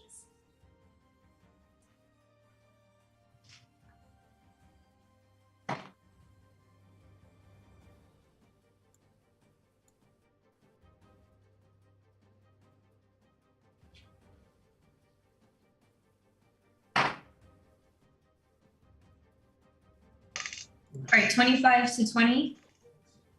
Anyone? What was that? Initiative. Initiative, 25 to 20. Oh. All right, 20 to 15. 15. Oh, yeah. Sorry, Cam? Okay.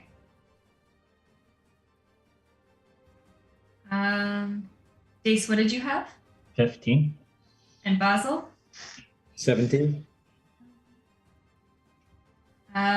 15 to 10. 14.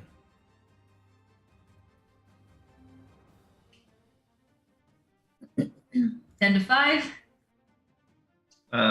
8. Yeah, 9.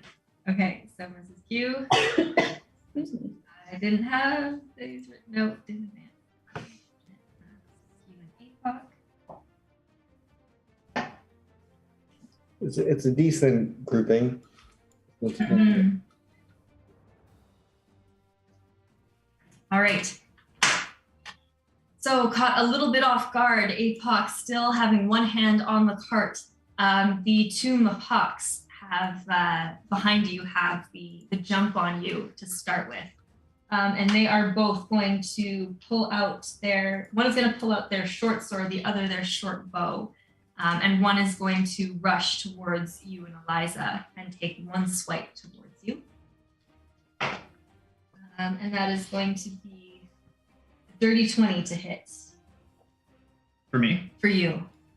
This is the one swiping at me? The one swiping at you with a short sword. As a reaction, I'm going to expend one of my spell slots, and you see on Apoc's arms and his legs and all of his extremities and his back, these like razor sharp spikes just jut out from his fur. So yeah, I'm still gonna take damage, but he is also taking some damage. Oof, okay. So you are going to take. You're gonna take 2 slashing damage. No, I'm not. So I take 5 less damage. The barrier reduces the damage you're dealt by 2d4 and deals the same amount of piercing damage to the attacker. Wow. The amount of that piercing damage? Reduces the damage you were dealt by that much and deals the same amount of piercing damage. So I'm assuming it deals the same amount that I roll? Or the same amount that it was reduced. That's your interpretation. Hold on, let me just read it. Yeah, I got it right here. Get him. Called Spiny Shield. Get him. That old Where it chestnut. reduces the damage you are dealt by 2d4 and deals the same amount of piercing damage to the attacker. So whatever it was reduced by, that's what I'll say it deals. Okay. For now in the future, if that's fair with you. I mean, I would like it to do more, but I'm biased. It reduces the damage you're dealt and deals the same amount of piercing damage to the attacker. Sean, you failed your persuasion check on Andrea. I know. I think so. For now, we'll deal with it like this. I'll look on Reddit and see what Reddit says. Oh, geez. Fucking leaving it up to Reddit. This episode brought to you by Reddit. Yeah. Yeah, I'll look at the Humblewood forums. 3 So, damage then. 3 damage that it's been reduced by. As you throw up this spiny shield and almost like shoot quills that block the attack and pierce into the chest plate of this bandit, who reels back just a little bit. The second one, seeing this, is going to pull out his short bow and is going to aim it at you. I have too many tabs. Is going to aim it at you to give backup to his friend. And then not going to hit with an 8, I don't think. Ooh, my And it's going to AC's go wide and like ping into the cart that you're carrying. And that is it for their turn. Basil, you are up. Dace, you are on deck. But Basil, you are stuck in this net. So I assume the only way to get out is like to try and cut the net. You can try to cut the net. You can try to like break out yourself and wiggle your way out if you want to give it a try. Tell me what you want to do and we'll go from there. Would that take an action? Depends on what you want to do. It'll likely take your action to attempt to get out of here. Okay. So first question though, before I do that, I have an ability where it says when a creature you can see ends its turn within 30 feet of you. So in this case, the two, they're not raccoons, they're Apoc. Mapocs. Yep.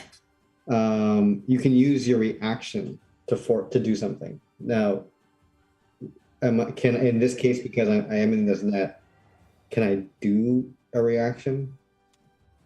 Yeah. They're out of melee range of you, so if it's anything saying like you can attack them with a melee weapon, I'm gonna say no. It's as long as they are within 30 feet of me, which they are. Okay, yeah, I would say. Okay, so for flavor, okay, I just imagine like Basil, Eliza, Miss Quillam are in this net. So Basil just sticks his little hand out of the net, and you see like a white light appear. at the end of his hand. I'll say Miss Quillam because she's in the net with Sir Basil. Rather than just seeing a white light, she probably sees that the light is actually like in the shape of like a symbol emitting light. Right? And Sir Basil is gonna cast Stone Rune on the first Mapoc. And so he has to roll, or they have to roll a wisdom saving throw. Right. To see what happens. That's very cool. Love it. Ooh, I don't think that's gonna do it. 8. Okay, so for 1 minute, they are charmed by me, and they can't do anything. They have a speed of 0 and are incapacitated. Whoa! And then you do a dreamy stupor. Wow. That's so cool. And then I'm going to use my turn to actually, once that happens, I'm going to turn and just try and like cut down the net. Okay.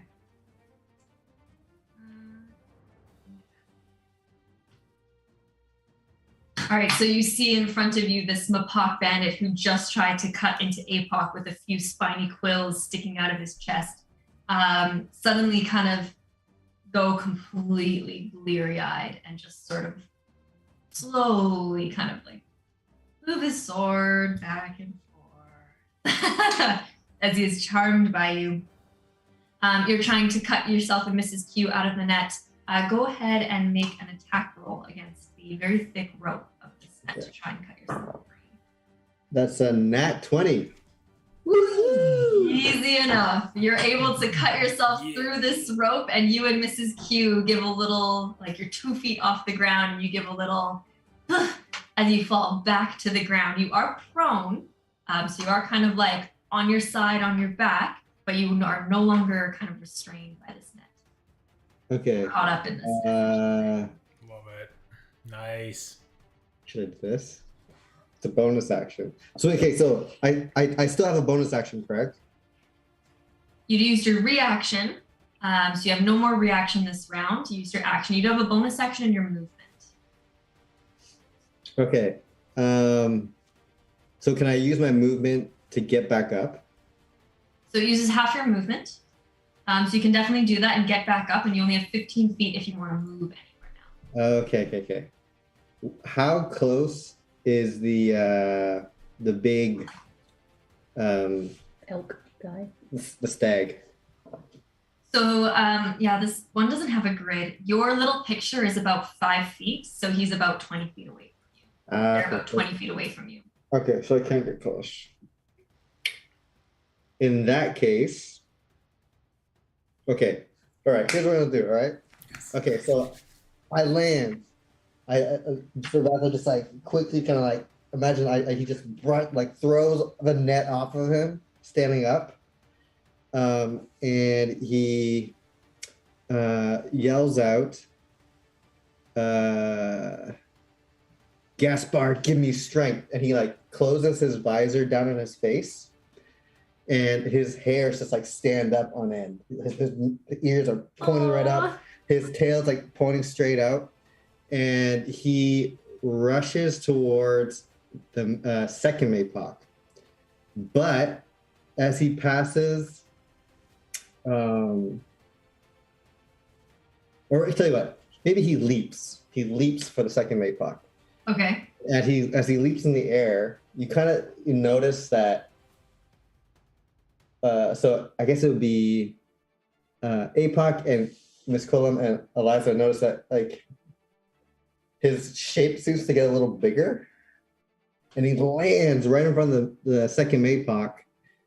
Because as he was jumping in the air, he used Giant's Might. And now instead of being this tiny 2-foot mouse, he's a giant 10-foot mouse, Durbine, who landed in front of this Mapoc and is ready to just duke it out with him. Hi guys, I'm ready to fight. Love it. All right.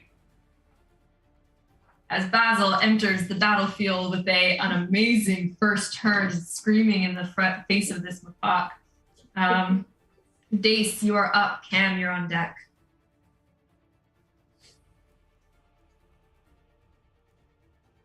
So, am I looking at a deer and Sir Basil's clone? So, Sir Basil's clone. Yeah. Basil, you My are now. lost brother. You are, so there is a Gerbine there, so the same race as Sir Basil. He looks to be a little bit taller. He's got kind of a very gnarly scar on the Made tip. my guy bigger. I did. That's You're awesome. large now. Yeah. And this Gerbine kind of has like 2 daggers in hand, ready to go. But the one standing right in front of you, this very, very large, you know them to be of the servant race, the deer folk or the stag folk that inhabit Humblewood. This is the first time you've met them on this adventure.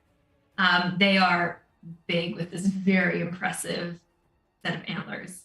And they look to have, at a quick glance, the same insignia on the pommel of their sword that you know Cam has. And the sword that he stole from the very first bandit captain that Very cool. you attacked. That's what you see quick glance in front of you. Okay. And just a side question, because I could be a dual wielder. Okay. For my character, but it says the second attack doesn't use my ability modifier. Is that like the strength modifier type thing?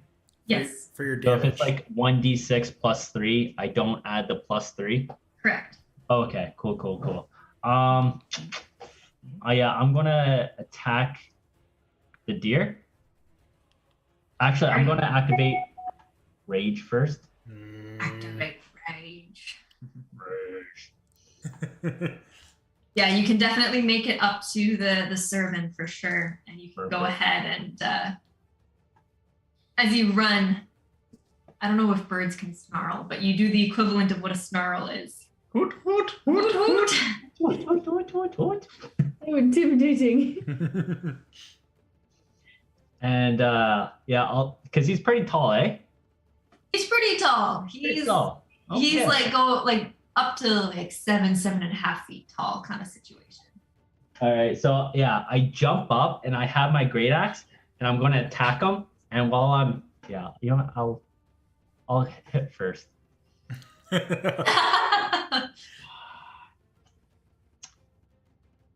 No, this is gonna be cool. So I'm gonna use my inspiration. Go for it, man. You got to do it. rack him up. Oh man. Oh, come on, 14. 14. Yeah. As you are like super excited to use all your new abilities that you gained at level 3, your first swing unfortunately just misses by a hair. As you give this servant bandit captain a little bit of a shake. Okay. Yeah, I guess saving throws. There's really not much I can do, eh?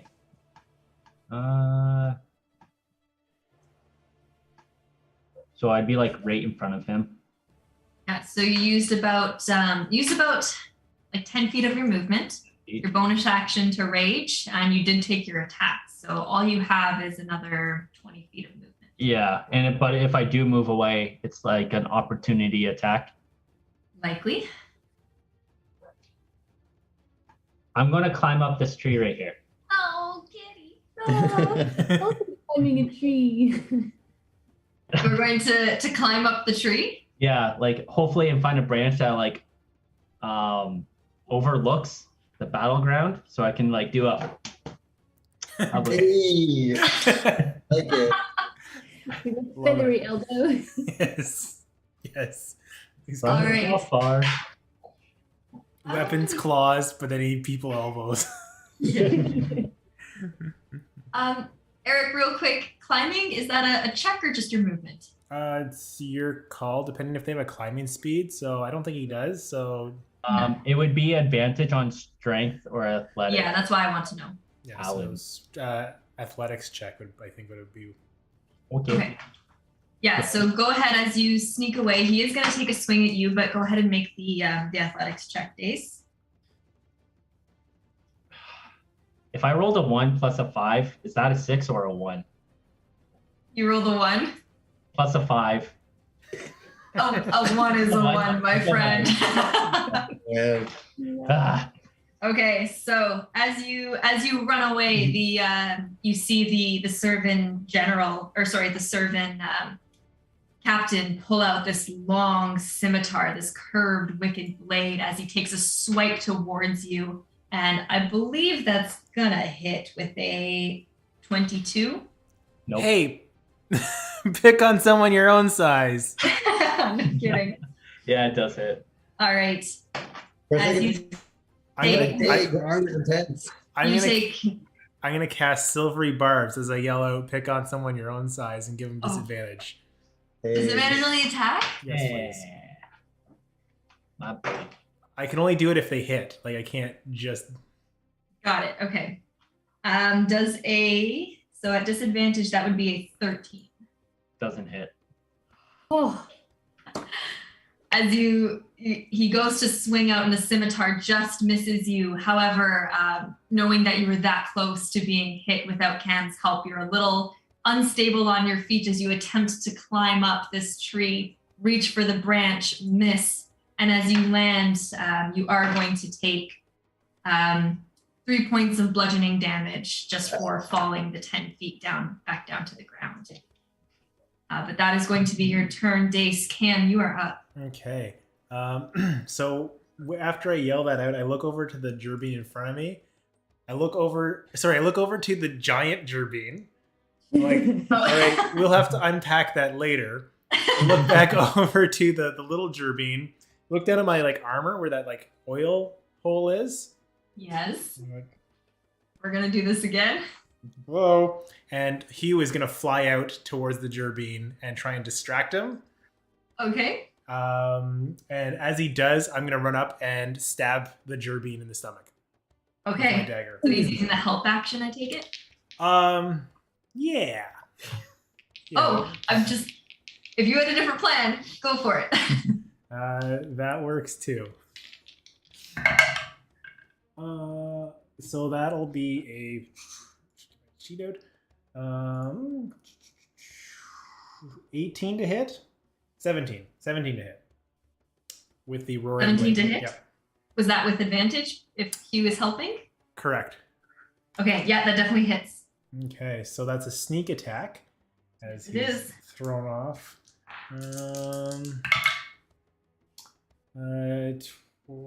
15 damage, and he is wreathed in green energy. Oh my god. That's it. No, he's not, because he falls to the ground from the single swipe from Camembert. As he's trying to swat at Hugh and just gets stabbed right through with Camembert's weapon, the gerbine falls and does not stand back up. I guess I didn't learn my lesson and scale properly. We'll see. All right. Mrs. Q, you are, as long as you're finished there, Eric. Yeah, I'm good. Mrs. Q, you're up. Apoc on deck. These guys roll worse than us. Yeah, they rolled real bad. No, remember that the Maypock number 1 is charmed. Yep. So he's not doing anything. And the Mapak 2 is charmed too. You charmed both No. of them. Only No. one. Oh, okay. And then the gerbine is dead. Mm-hmm. The gerbine is, no more. So then it's just the stag. And so it's this. Okay. Yeah, he's dead. How far away is this stag from me? So it's going to be, it's going to be rough, 25 feet-ish. 20, 25. Okay. So Mrs. Q, who has been laying on the floor this entire time, gets up, huffs, dusts off her apron and says, "My apron has been through enough today," and casts Bane on the two that aren't charmed. Nice. Ooh. Okay, so cast Bane on Apoc 2 and the servant. Yes. Okay. Yes. So that I believe is a save on their part. Yes. Charisma 12. Charisma. The target fails. Yeah. Charisma 12. Okay. So the servant. You hear this, or you see the servant acknowledge this outrage and just kind of shake his head with a grin on his face. Just the spell does not seem to take hold. However, the Apoc that's a little bit closer to you, seeing and feeling the rage of Mrs. Q, falls under the bane as this kind of black shadow lays itself underneath his eyes. He is baned. Excellent. Big surprise, trash pandas aren't charismatic. He's a grumpy girl. Grumpy person. You have a bonus action and like half your movement, Mrs. Q, if you want to. So did that do damage or something? Or? No. So next, whenever that Apoc has makes a saving throw or an attack roll, It subtracts. Okay, gotcha. you subtract a d4. Okay, Yeah. I Mrs. Q, seeing that it didn't work on the stag. Sorry, I keep forgetting the name of the creature, but Servant. servant. Starts like marching over to him with the rest of her distance. Okay, so with your, how far can you move? I guess you have 15 feet left. So my speed is 25. So half of that, I guess, is really 10 because you don't round. Yeah. We can round up. You get about halfway there, more or less. But I'm doing it very huffily. Right. Very huffily. Yeah. Got it. Apoc. Oh, I guess this guy's kind of friendly now, isn't he? And he just kind of looks around. You got that under control. Turns around. Oh, looks like meat's on the menu, boys. As he eyes up the stag. Great quote. We're gonna eat him. Marks him as you see this like subtle red energy just kind of go around his head. So you can use Hunter's Mark as a bonus action, and then line up my longbow as Apoc. I take it. Yeah. You're right. Meat is back on the menu as you get advantage. All right. Ow. Silvery barb. It's the second part of that action. You use your. I use the. That was before your turn. Sorry. Good. My mistake. Yeah, that's gonna hit. That's like a 23. Yes, that hit. And I'm going to augment my strike as you see this arrow let loose. 4,000 fleas grasp the not the hilt, the shaft of the arrow, and propel it just a little bit faster. Oh my god, I rolled 2 ones. Oh no. For 8 points of damage. It's good. All right, as this arrow lodges itself in between like the padded leather armor of the servant, just in its shoulder, and the fleas kind of buzz around it. You see him kind of just take the hit. Shake it off. Oops, wrong button. Fuzzy pink dice. Yes, fuzzy pink dice. That's it for you? Yeah, that's it. Okay. I'm just gonna move up with Mrs. Q, just keeping her company. Okay. Keeping her company. Putting a little distance. The Mapocs are both up. I believe your thing they get to save from, right? The one who's charmed, Basil? Yes. Okay. What is it again? Wisdom? The wisdom saving throw, they need to beat a 12. This poor dude is not rolling well. So he is just like, he's doodling daisies. Cool. He's making daisy chains. Yeah. That's exactly what he's doing. However, the second one who now sees you in front of him is going to take out his short sword with a little glint of fear in his eye, and he is going to go ahead and make an attack with range. It doesn't even matter. It's not going to hit. That was a 4.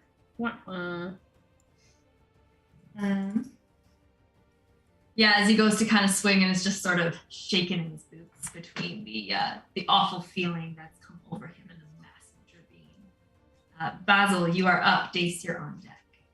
Okay, so Basil's gonna say, I mean, I don't assume that his voice gets deeper, but let's just say for flavor He doesn't know it's gonna be so weird. He just says, what does it say?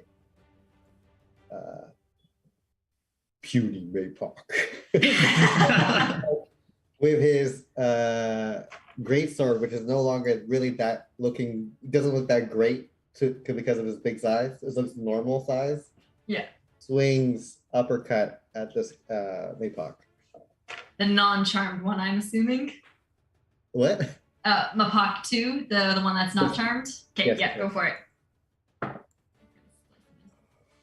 That is a 13. You just hit. Oh, okay, cool. All right, and that's gonna be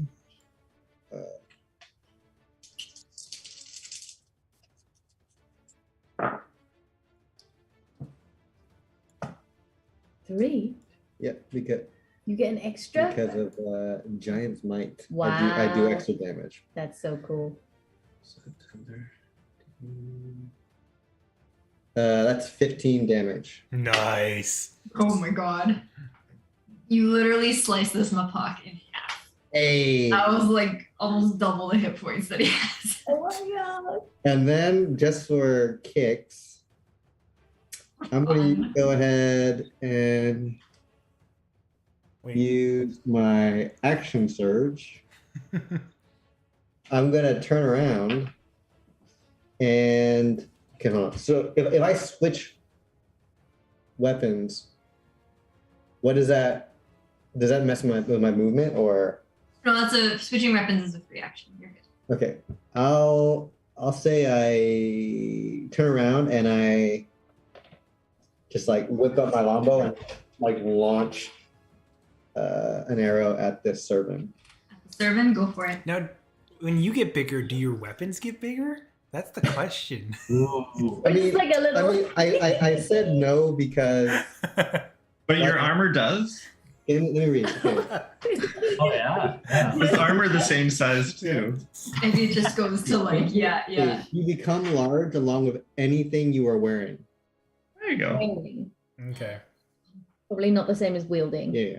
So that's why I was saying like my sword just looks normal Your little now. toothpick. You got a toothpick. So I see my arrow, my bow looks normal now compared to before. Yeah, It was like a huge thing. Okay. Okay. Do you guys remember when Cody was a squirrel and just burst out of a guy's armor in the Waterdeep campaign? Oh my gosh. I rolled a 23. Oh, you gotta look at your guys' stats. This is not planned well. Yeah, that definitely hits. And then is this a D8? That is a D8. You add a D6. No, it's just Oh, only for one melee. attacks. Okay. That's gonna be 9 damage. Nice. Right. Another arrow like thunks itself between the padded leather of this servant, and again just sort of shakes it off. Oh, this guy's strong. And then as my bonus action, I'll just like seeing that my arrow hit, I'll just yell out what's the one word or a very short like Hulk phrase that I could say to like encourage Dace. Hulk phrase? I was just gonna say smash. Smash? Yeah. I'll be like, Dace, smash! And I use help. So Dace has advantage on his Of attack. Noise. Sounds good. And with that, Dace, you are up. If I climb up the tree, am I still in close range of the servant to attack me? I actually think I missed the I was servant's just turn about last to round. ask you. I was like, did the servant go? I think I missed it. I can wait. When was the servant supposed to go? He's just After bewildered. Apoc. Yeah, no, you definitely did. Did I miss him? Yeah. Okay. Yeah. Just so bewildered. Yeah, I can wait. Yeah, I'll jump. I was just looking at my list now. I'm like, this guy's gonna do something super cool. When does he get to go? And I'm like, huh. Okay. Yeah, I'll jump in. Basil was too far away anyways. This is not gonna change anything since he went last in the order. But it might change before you go because his target is going to be you, Dace, since you are right there after falling out of a tree right in front of him. And after seeing Cam rip up his buddy next to him, he's going to take 2 attacks with his scimitar against you, Dace, and 1 attack with his dagger against you. Woo. Wow. So the 2 attacks against Dace, 22 and a dirty 20. Yep. Jeez. Yeah. So that's 5 slashing and 7 slashing, both reduced to half because you're raging. Okay. And also, because you used Bane, right? Oh no, he passed Bane. He passed Bane. He's not Baned. So it would be 5 plus. So 2 damage and 3 damage. So 5. Yeah, so 5 total because you're raging. Yep. And against you, Camembert, with his dagger, goes wide as all of his attention seems to be focused solely on Dace.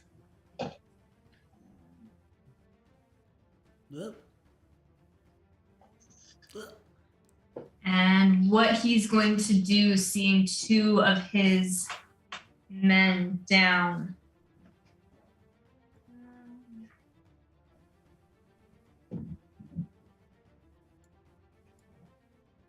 Trying to get into a bit of a better position and is actually going to leap. He's going to leap 30 feet away from both of you to try to get to high ground on this rock over here. Both of you can make an opportunity attack. Ooh. All right. How would that work out? So one attack, your opportunity attack, as he leaves your melee range. Oh, I can just click on opportunity attack? It's just an attack with your weapon, so just with your great axe or whatever weapon. Yeah. Okay. Come on, no whammies, no whammies, no whammies. 22. Boom. 22 hits. Nice. 14. 14 misses. Okay. As you take a wild swing. Damn. Just Damn that wasn't exhaustion. expecting him to leap 30 feet. Oof. Damn that death exhaustion. I hit for 13 damage. 13.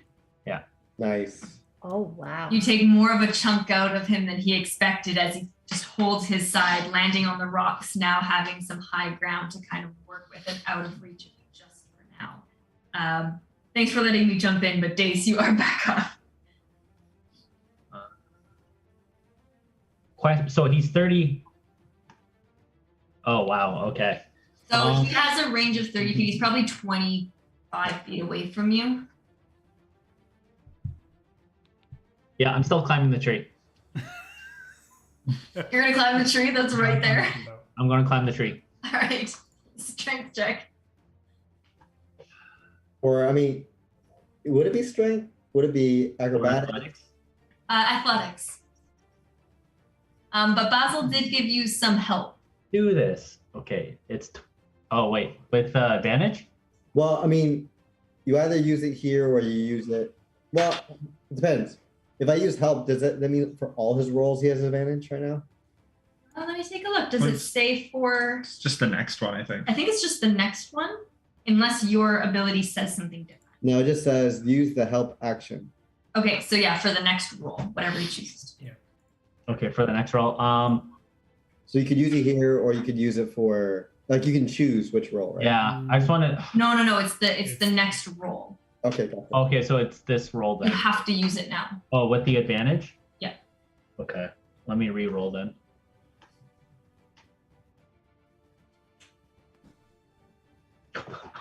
It's so much worse. It's 12. 12 is enough to get you up. Yes. Okay. So I'm on top of the tree branch, looking down at. Oh, he's R.I.P. Okay. Can I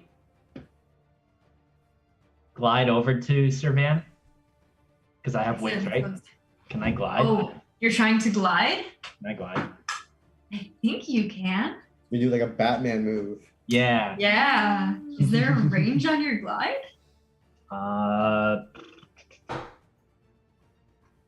Using skills I haven't experienced yet. A players, A squared plus B squared equals C squared. I know. Yeah, that's what I'm thinking.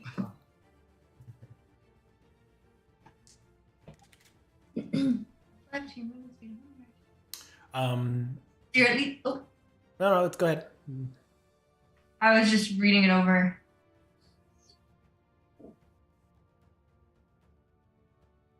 Okay, so if you would fall at least 10 feet, you may fly up to your movement speed in one direction you choose, although you cannot choose to move upwards, landing in the space you finish your movement. So what's your movement? So you did climb up the tree 10 feet, so you are going to fall at least 10 feet. What's your movement speed? Oh, I'm looking right at it. 30? My movement speed is 30. Okay, so you would be able to glide. You'll be able to glide the remainder of your movement. You'd be able to glide 20 feet. Yeah, to him.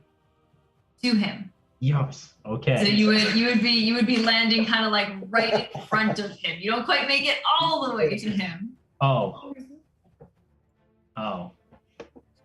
That's a pity. It's like 25 feet away from you. I love that you could just move to him, but instead you climbed up and then flew in front of him. Fucking raptor. Well, I thought it was like 25 feet. Yeah, what the heck? You use some of your movement to climb though. Yeah, that's true.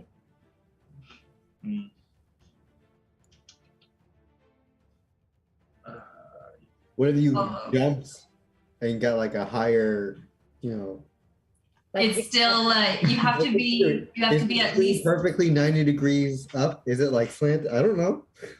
You have to be at least 10 feet up off the ground to glide your movement speed. Oh, really? So he is 10 feet, but he can only glide the rest of his movement, which is What a waste. Oh, man. Well, you're within range, right? Like you're right in front of him. yeah, you can still take out your axe and attack. You get within melee range of him. Oh, yeah, that's... You set out for what you wanted to do. You just don't land right on top of him. Oh, man. Okay, that kind of... No Batman. Okay. You were just like, you wanted to drive that elbow right into... Yeah. Yeah, whatever. I'll glide to him anticlimactically. Just be like... And I'll attack him with my great axe. And... Please just don't roll a 1. Just don't roll a 1 here. Just... I just imagine it like in Base's point of view, it's like all dramatic, and then the servant's point of view is just like he's just floating. Yeah. So right before I jump, I scream out, "I'm going to mantle you to the wall," and then I'm just like slowly descending in a very depressing way. Everyone's like has time to like look at me, and I'm just like, "Give me a second."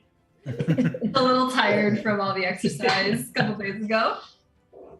But you do land right in front of him and swing out. Dirty 20. Yeah, that hits. Perfect. And then that hits for 12. And then 14 because I have a +2 for rage. Okay. And then as one of my, I think, featured traits, it's called Divine Fury. So while I rage, the first creature that I hit takes 1d6 plus 1 necrotic or radiant damage. Okay. So yeah, this would be the first creature you hit this round. Roll it. So that's 3. So another 3. So what was that? That was It's okay, I've been keeping plus track. 3. 17. That was a heavy hit. Radiant or necrotic? Oh, necrotic. Oh, going dark. As you slice in and just see mixed with the blood from this servant that's starting to pour from between the plates of his studded leather armor, these like black tendrils of energy that sink into the wound a little bit more and pull out more blood from it. I'm gonna say that's probably your turn, Dace. Yeah. Cam, you're up. Mrs. Q, you're on deck. I think seeing that strike and the necrotic energy is going to spark something in Cam, and he's going to kind of like get kind of taken away from himself as his thoughts just like glaze over, and you see the green eyes start to reappear, and he just reaches out towards the servant, and on the servant's neck you see like almost like a green hand start to choke him. A force choke. What? Force as they try and chill touch the as you just feel like necrotic cold energy trying to choke this Oh my gosh, we're so OP. I love this. I think that's a 5. No, it's a 3. No, it's it's a 4. Something around there. 2 plus 4 minus 1, so 5. Man, you need one more night of rest, I think, there, Cam. You're still a little getting used to this feeling of cold in you coming back from the dead. The servant just kind of like bats away the energy. The green eyes go down. I looked weird. Oh, that's all I got. And that's it. Done for the day. All right, Mrs. Q. Apoc, you're on deck. Right. How far is the servant from where I am? So it's gonna be. Well, how far is the dead Jeremy to Mrs. Q? So Mrs. Q, if you go on a diagonal, you're about 35 feet away from the servant. The Jerving is about 20 feet from you. Well, you could get to 20 feet easily and then do a range attack because most of your stuff is range. Nope. Oh, really? Nope. I have a quarterstaff, which is 5 foot. Can't really spell or anything? Not that I think will really work for range. Okay.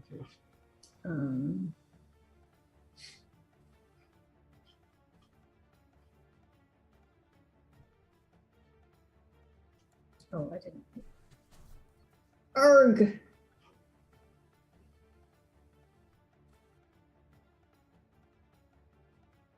Okay. I need to figure out the animal that's charmed. How long does that charm last? It's supposed to last in total 1 minute, which is actually quite a long time within a battle situation. Okay. And then every turn, it can roll to get out of it. Mm-hmm. There's only been It's only been 12 seconds. It's only been 2 rounds so far. Okay. There's another like 8 rounds before it fades if he doesn't save. So, seeing that I am too far away from the servant to really do much at the moment, I was going to go over to the poor little Apoc and take my rope and just gently tie his hands, and he's not going to care because he's chill, like he's making daisy shakes and stuff. Take a prisoner. I love it. Yeah, by this point, like, he's in such a daze that he's just kind of like, see stick figures in the ground with the tip of his sword, and he'll just kind of like, he's not resisting, he's incapacitated, there's nothing he can do, so this is, you spend your turn taking a prisoner. He's like, take his sword away, and I tie his hands in front of him and tie his feet and sit him on the ground so he can still play in the dirt. Pat his head. And that's good. Yeah, and if I had a cookie, I'd give him a cookie because he seems like a nice chap. but I don't. So no cookie. So no cookies. He would be like just staring up around him and go, ow. Love it, Mrs. Q. All right, that guy is handily dealt with for now. Apoc. Let's keep shooting this guy. I'm gonna find another arrow at the servant. Around Dace. Ooh, that's I a wanted that to be a 13. one so bad. It's a 13. This time the servant is ready for you and kind of uses his antlers to grab the arrow and throw it to the side as it does not. Oof, that's not good. No advantage, no help, guys. That was my turn. Oh, okay. The servant kind of holding the wound on his chest with the with that energy closed is going to look angrily at you, Daze, and just lay into you with all 3 attacks. 2 with the scimitar, 1 with his dagger. Ooh. 21 to hit. Yep. I said pick on someone your own size. What is that? Disadvantage? Disadvantage. And Dace, you got this. Dace will have advantage on his next attack. What? Can you do both? Yep. Really? Yep. That's sick. I'm just gonna have more bad guys next time. Okay, so the first one was a 21, the second one, so disadvantage is still going to be what's that, 12? 14. 14 to hit. So the first hit with the scimitar does not. Is it every attack, Eric, with Just one. disadvantage? Just one. Just the one. Okay, so this is second with the scimitar. That's going to be a 14 exactly. Yep. And then with the dagger, 24 to hit. Yeah, okay. So 1 with the scimitar, 1 with the dagger. And is that piercing? And slashing? So it'll be slashing. So that's going to be 4 slashing with the scimitar reduced to 2. Okay. And with the dagger, oops, that's wrong. The dagger, it's going to be 5 piercing reduced again to 2. To 2? Because you're raging. Perfect. Man. And you can see this servant visibly starting to get just pissed as he kind of just sits there angrily. And he is once more going to use his standing leap and long jump 15 feet away from you into the trees as he starts to try and make a break for it. You are welcome to go ahead and make a opportunity attack. With advantage. With advantage. Woo! I love it.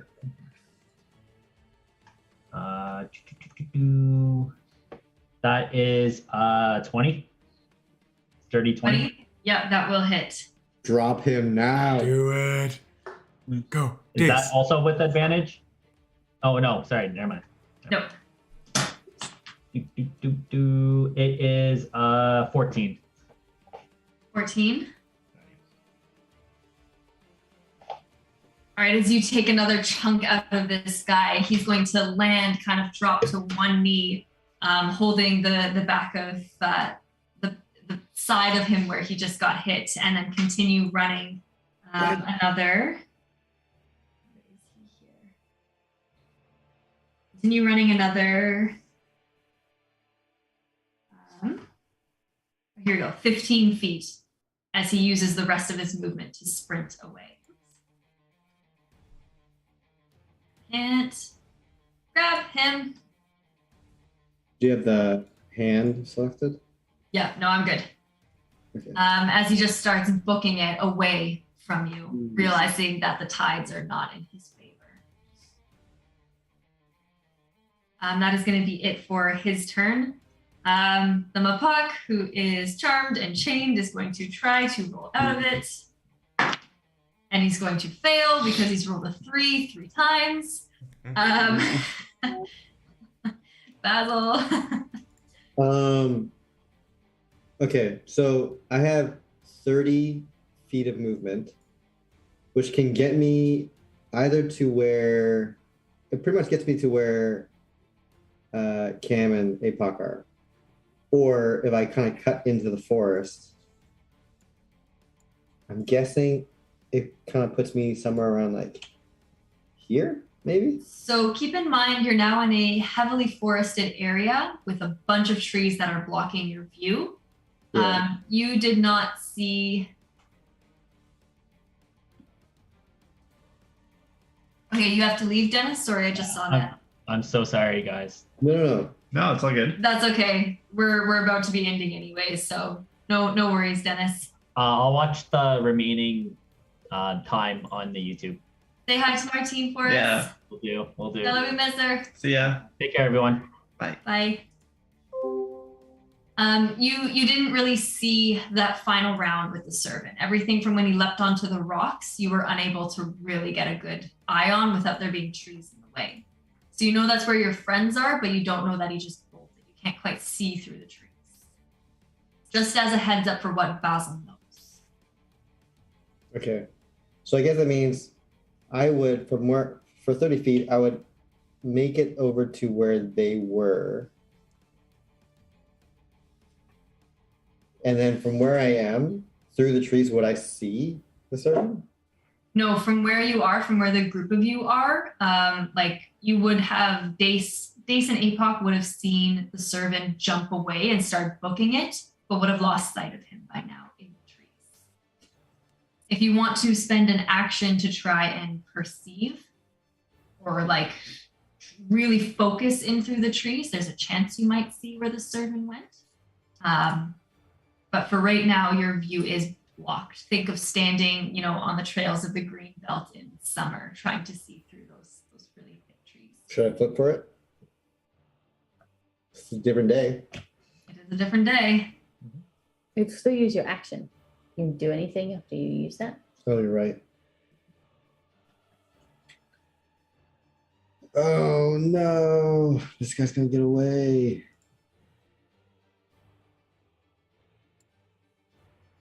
I have no good bonus actions.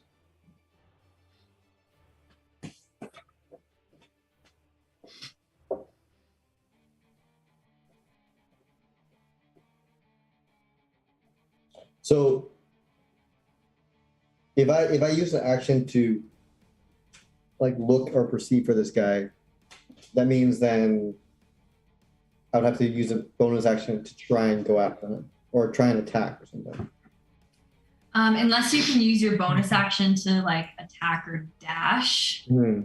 That's really all you can do, but your action is going to be completely taken by trying to find this guy. Okay. Shoot, I can't do anything then. Okay.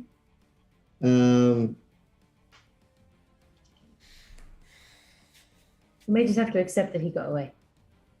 Okay, just so that I finish my turn, I'll use my action to try and perceive it.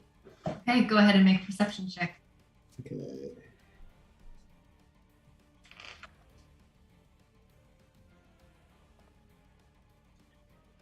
That's an 8. Terrible roll. Unfortunately, the trees are going to be too thick for you to actually see through to see where that servant went. Okay, cool. And that's my turn. All right. Dace is up next. Will say he's switching weapons unless someone wants to step in for Dace. The servant is also out of range of Dace, so if anything, you might make a perception check to try and perceive him. How far away did this guy get?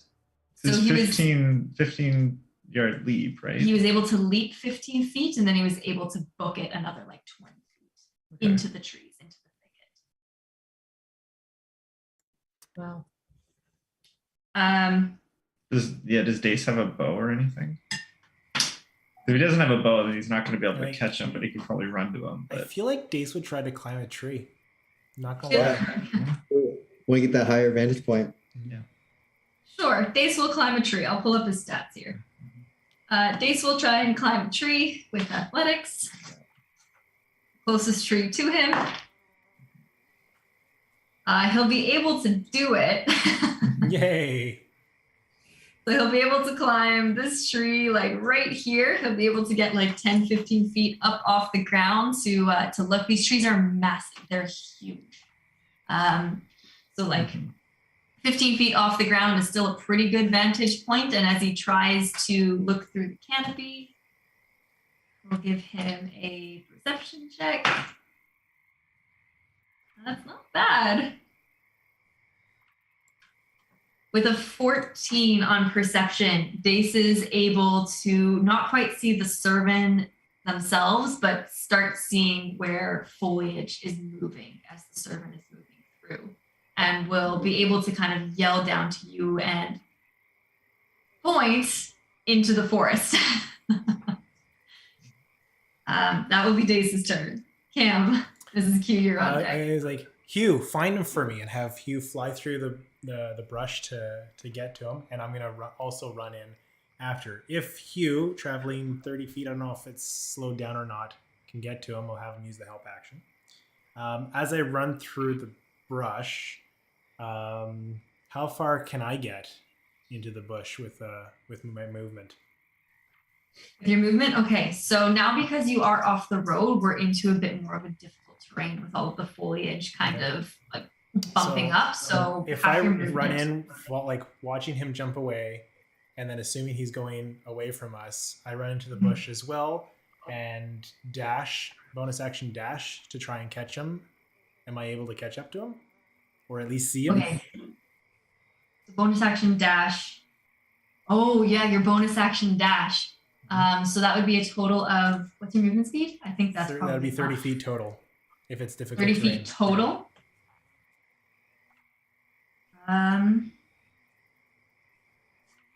You see him like 10 feet ahead of you. Perfect. As you book it in. So as I run in, book it, once I see him, so that wouldn't be close enough for Hugh, but I am going to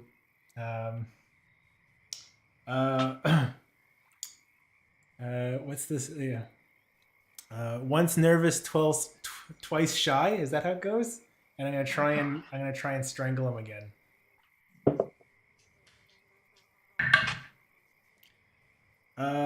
That's a 15.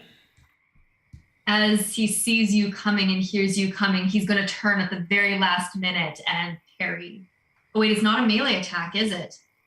Oh, I thought it was a different one. He's not going to do that. 15 hits. Whoa. Okay. His AC is 15. That is 4 necrotic damage. The black in the wound in his chest like throbs again as more blood starts to pour out, as the servant is now 10 feet away from the camp. I can do this all day. Great. This is Q. Apoc. Honestly, I don't know what I would do. Like, I don't think I could make it that far. Oh. I'm really slow. Okay, what I could do, okay.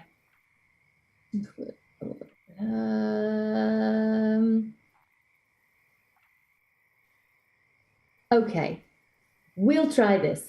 I am going to move. You have no idea where the servant is. Yeah, but did I hear Cam yell? You likely heard him yell from somewhere off to that right-hand side of the road, the north side of the road. Sorry. Okay. Can you make trees part? No.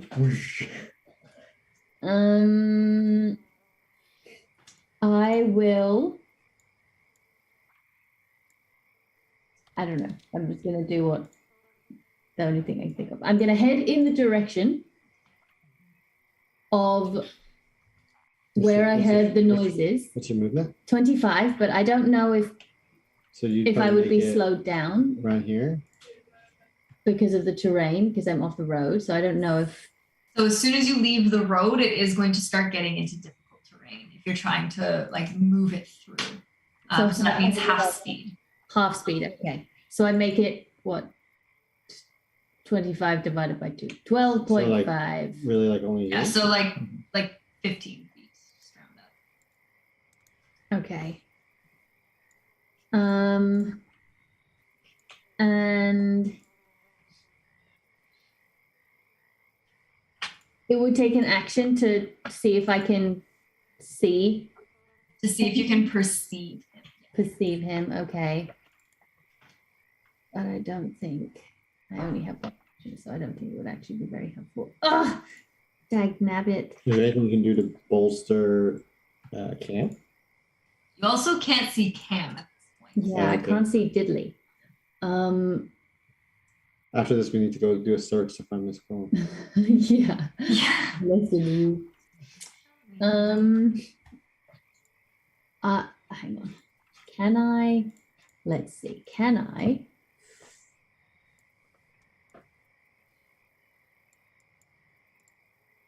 No.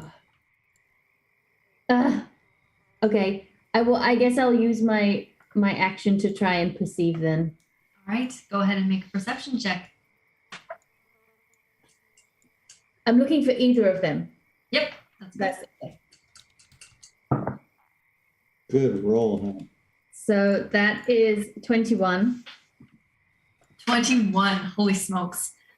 With a 21, as you kind of sit and listen and just take a breath, you see the bright color of Cam's fur standing out, and his hat standing out against the green foliage about 15 feet away from you as Cam is facing off face to face with the servant that you are just now able to make out the antlers poking through the foliage, exactly where you see them on the map. The servant is, like 15, 20 feet away from you in difficult terrain. Cam is a little bit closer. Okay.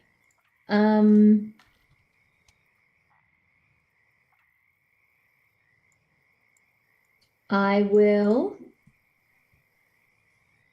from where I can see Cam, I cast Sanctuary as my bonus action.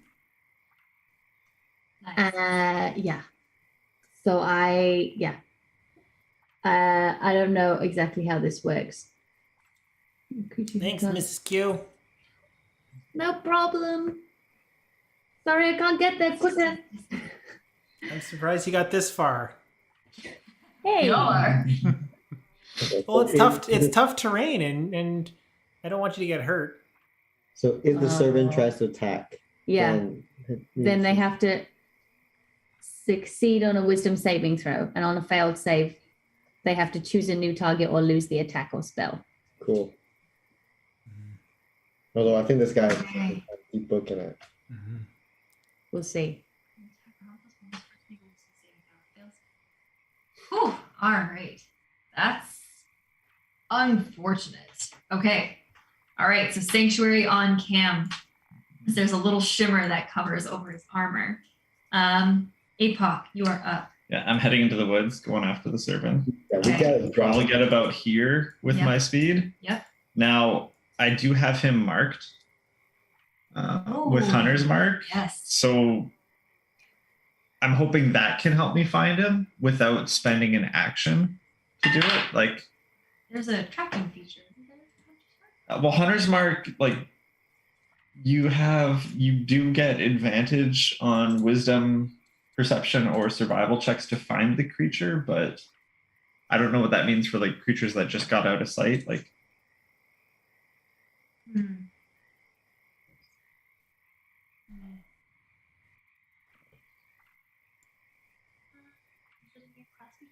no, it's a spell. Yeah. So like naturally, 1d6 damage. Yeah. Basically, if I lose sight now, I will track it down. I will attempt.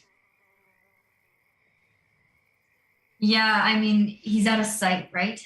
You'd have to find him again, even if you know the general area. Yeah, even with Cam there as well, like kind of all the So- commotion, knowing that it's in that area. Knowing that it's in that general area with the magic that your hunter's mark grants, you could take an attack, but it will be at disadvantage since you don't have eyes on this creature.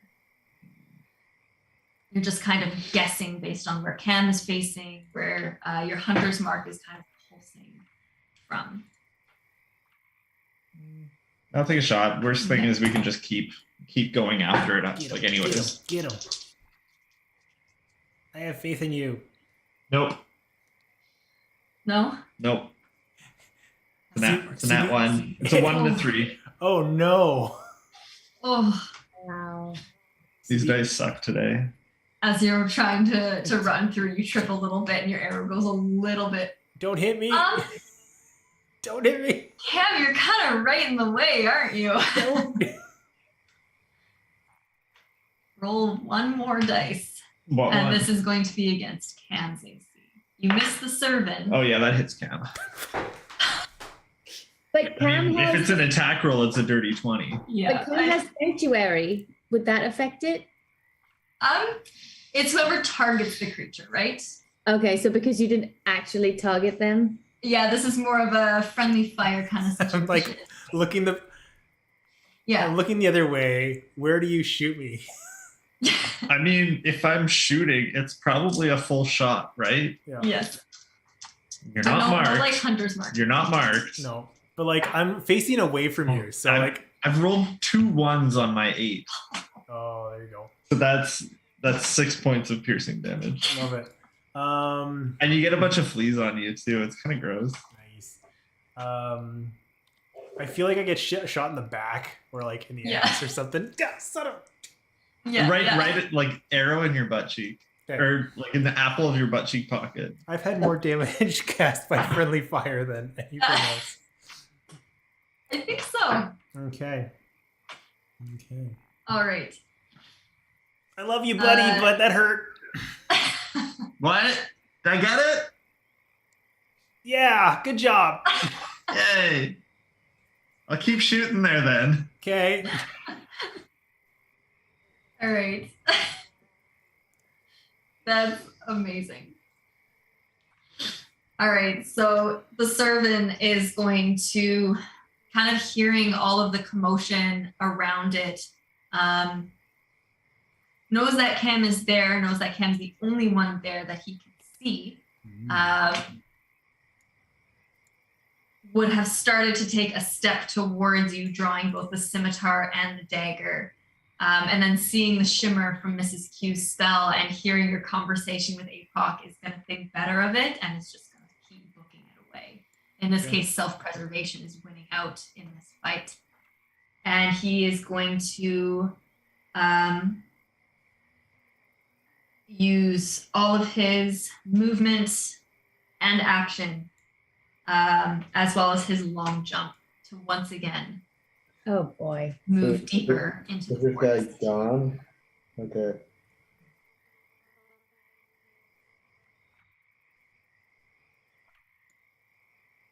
And Cam, you do lose sight of him as he moves deeper and deeper, crashing through the